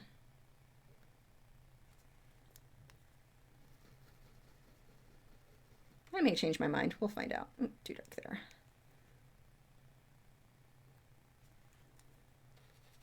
Actually, yeah, I should have a few, I think, up here.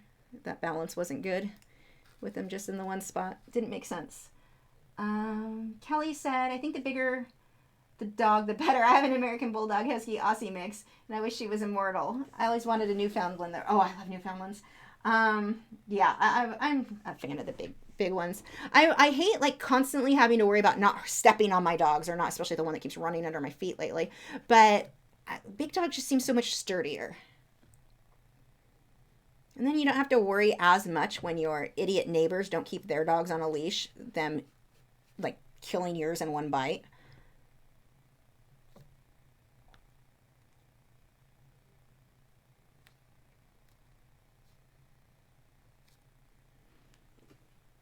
Okay, I think that's enough of bubbles. Let's go ahead and add the highlights on the bottom.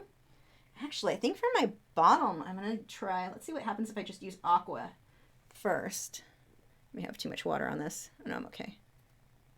Yeah, aqua I think will be a good way to go. And then I can do the white highlights over that. Angela said, I've been painting from photos too long and I have lost my vibe to do my own stuff. Can you recommend a way to get back? Get a sketchbook and start sketching out random ideas. Like, I think that sketchbooks are so helpful. But also, you know, well, for me, because I like surrealism, I like to combine things. If I can't think of something, I'm like, okay, I'm going to paint a turtle. What else could I include with this turtle to make it me, to make it not just painting somebody else, you know, someone else's idea, someone else's concept. So I like coming up with things that I can combine for sure. I mean, even this, originally I was like, oh, I could paint it like the photo is. And it's like, that's how everyone else is going to paint it. What can I do to mine to make it different? Probably not a lot of people. Well, maybe you guys will now from following this, but probably a lot of people wouldn't have come up with, well, let's paint a random mask background and make the dolphin purple. So I don't know. I like to try to think of what can I do to make, like if I find a reference photo I like, how can I make it my own? Even if it's my own reference photo, how do I make it not just another flamingo? Usually that means adding bees in my case, because that makes sense. I know, I'm excited, Nick. I didn't even realize it was this year. I was surprised when my husband told me that Game of Thrones was so close. I thought it was the next, like we had another year to go. Dee said, when was the last time you ditched something you were working on and started over? I don't do that at all anymore. The last time was probably, I don't know, 8 years ago, if maybe longer. No, it was probably closer to before I think I even moved to Texas, so it was like 10, 11 years ago. I don't allow myself to do that. I make myself finish things. Okay, so let's put a highlight on these bubbles. On the top and then on the bottom where the light is escaping. The top doesn't touch the upper ridge. It's slightly inside, but the bottom light does touch the bottom edge, if that makes sense. So the white dot I will put inside a little bit, but then the white dot on the bottom actually touches the bottom. That's just how I paint them.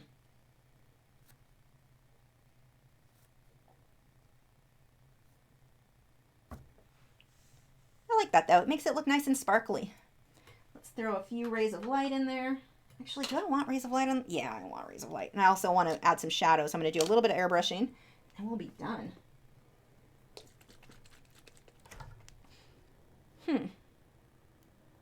Usually I do rays of light with a white, but I'm almost wondering if I should use... No, yeah, we'll do white. Decisions. Miriam said, have you videoed Chicken and Nugget singing the Game of Thrones? Nugget doesn't usually do it when I'm in the room. He does it, I always hear him when I'm in the other room.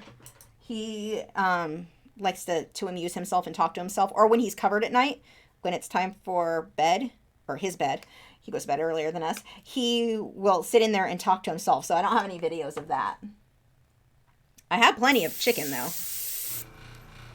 Okay, let's move this out of the way now, and put the thing on the back. Thanks, Angela. Okay. You don't have to do that. It doesn't matter if you get paint on your easel. It's just that this easel is new and pricey, and I just don't want to mess it up. Okay, let's straighten this out again. Ooh, that was a bit dark. Put some thin ones in between.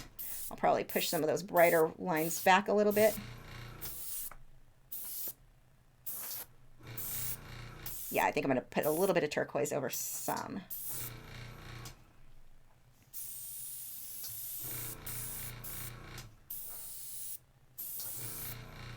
It will likely pull those bubbles back out a little bit more up here. I'll make them set on top. Maybe. We'll see. I'm really bad at making decisions.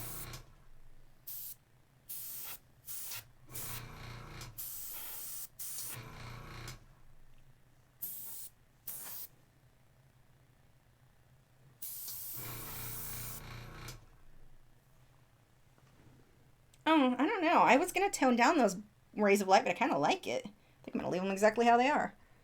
Okay, that worked better than I thought it was. When you back up and look at something. Yep, that's staying how it is. I do want to darken up a bit of the dolphin though. So let me clean this out.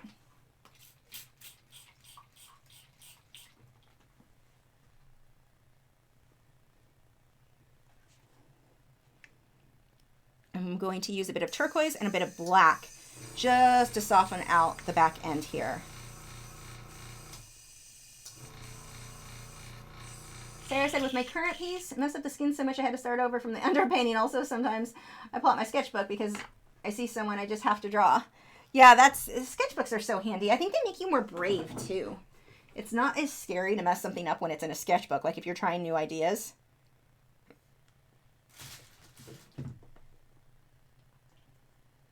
Okay, I've got turquoise, I think will look good. And then I'll do black. I'll do turquoise first, just because I won't have to actually clean my airbrush to switch over to black if I decide I want that too. Oh, whoops, let's put the airbrush flow improver first. The thing that makes it pretty much impossible for me to clog my airbrush. Oh, I guess I should open the cap all the way. That might help.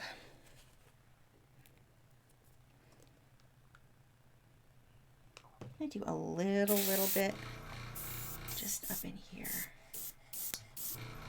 Yeah, and then a bit off to the edge to darken him up. Oh yeah, I don't think I'll need black on him. This should be dark enough.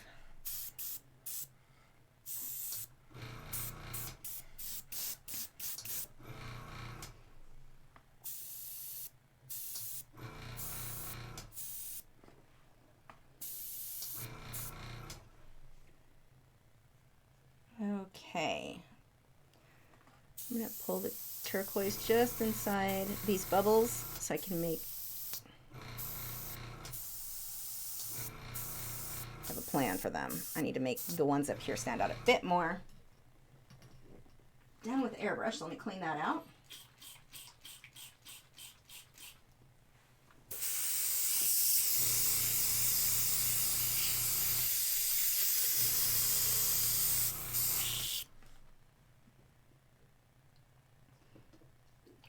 Run a bit of airbrush cleaner through that, because there's a very good chance I'm going to forget to, where did I put my cup? Oh, there it is. Very good chance I'll forget to put the, or actually clean the airbrush before tonight.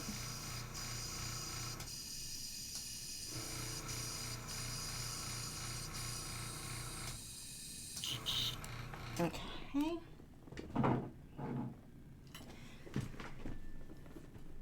Let's take a liner brush. Just clean up that upper edge again.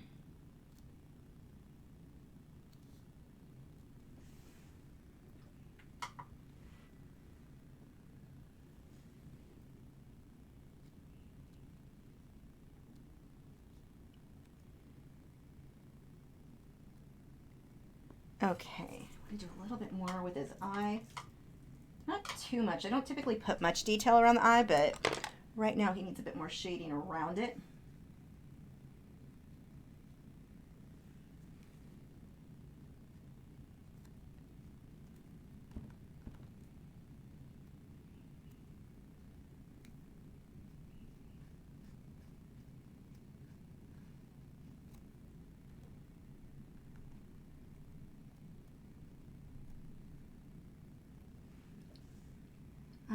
Molly said, how are my clownfish doing? Been watching Instagram for when you put photos of them. I actually, right now, they're at the fish hospital. One of them was showing, I don't know, something was on her side. The little one was fine. The bigger one, and she was shaking her head a little bit. So I I go to Glass Aquatics here in Dallas. They are amazing. Well, they're in Hearst, but they're absolutely amazing. And I called them and they said I could bring them in, and they have them in their hospital tank with some medicine. So, we're really not sure what it is on her. It's one of those things you can't see it. Like if you just look at her, and like when I had her in the bag, when I took him in, the guy looks at her and he goes, I don't see anything on this fish. And I'm like, I know you can, it's only under certain light and at certain angles. I'm able to get it on photo. But, so anyway, just in case, but they're doing great. He even sends me email or, video every day of just a quick in progress of them eating or whatever, because he knew I was super worried about them. And no, they're doing really, really good, and I get to pick them up on Monday. So we just didn't want, like, I didn't want to keep letting it go and risk them getting sick, like, or getting worse, because she was shaking her head a bit more. Like, clownfish will shake their heads. Clownfish will do some silly things in the movement, but this was definitely something was making her itch. So, and it was only on one side of her body. So I don't know. I wonder if the tank she was in, she was originally the original clownfish I bought to go with her. I ordered 2 of them to be buddies, and the one of them was a Da Vinci, and he was kind of picking on her a bit. And I wonder if it was like, I don't know, maybe he just got her, you know, had bitten her. He was missing when we went to go pick her up, so that's why I got her the Black Storm. These 2, which are perfect, they get along. They're like so cute how well they get along. They're already doing the clownfish when they decide they're going to bond or pair off. They do a certain like little wiggly like shaky dance thing to each other. They kind of go on their side and shake at the other one. They're already doing that with each other. So they get along so well, so cute, and I can't wait to bring them home.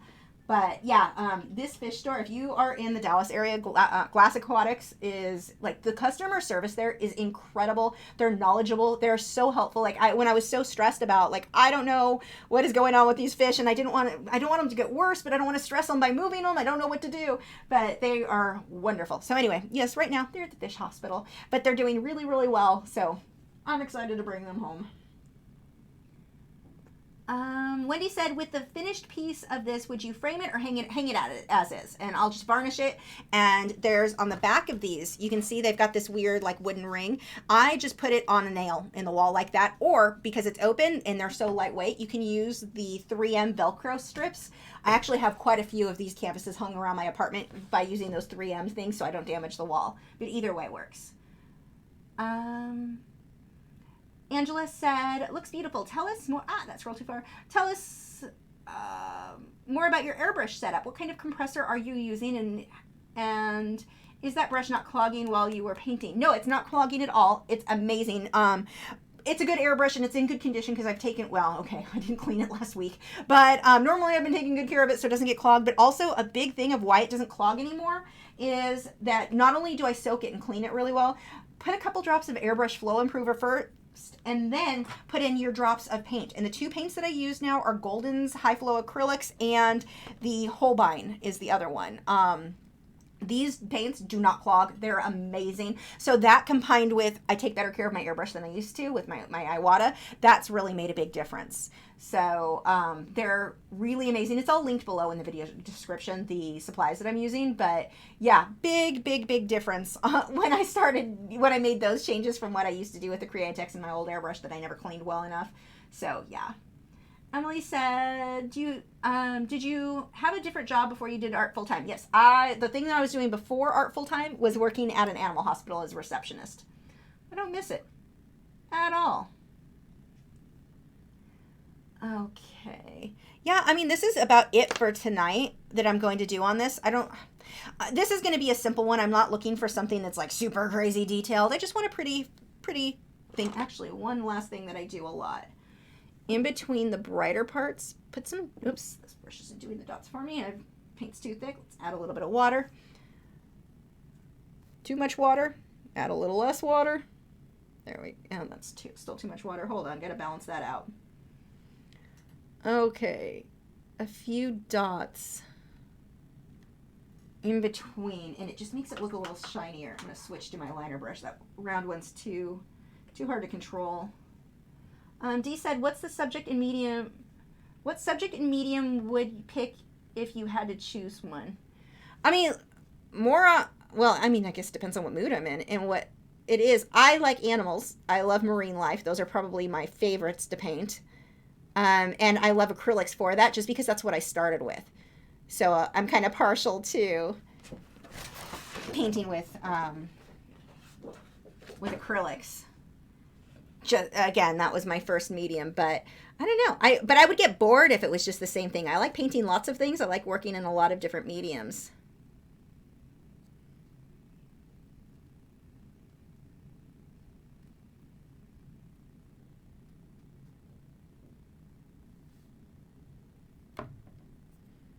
So yeah, mostly in these areas where the lines are crossing, just little dots.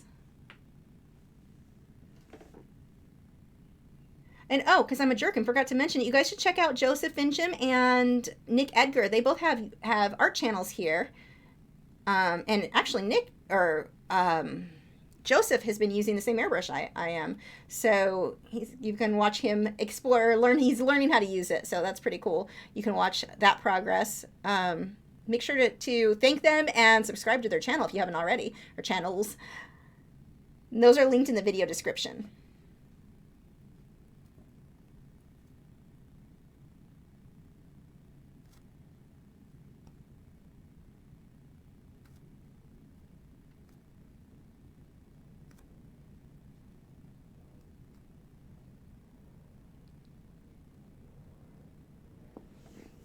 That is it for this one.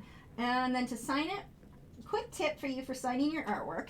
Now, I usually just use my brush because I'm used to writing my name with a paintbrush, but if you're not used to it and you're having a hard time making the brush move, grab yourself a white charcoal pencil. This one is by Generals.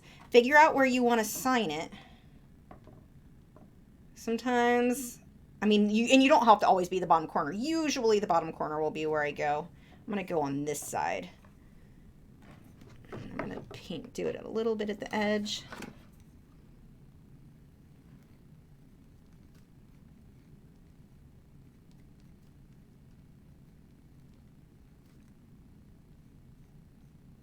But it makes it easier if you can write it. And then, where is my liner brush? I'll do that with the aqua. Can add a little bit of white to make it stand out more, be a bit more opaque. Thanks, Helen. Thanks, Xerxes. So let's just pull that on the edge. And when I sign it, see how I keep lifting the brush? It's not all one movement like it was with the pencil. Make a brush stroke, lift, make your next brush stroke.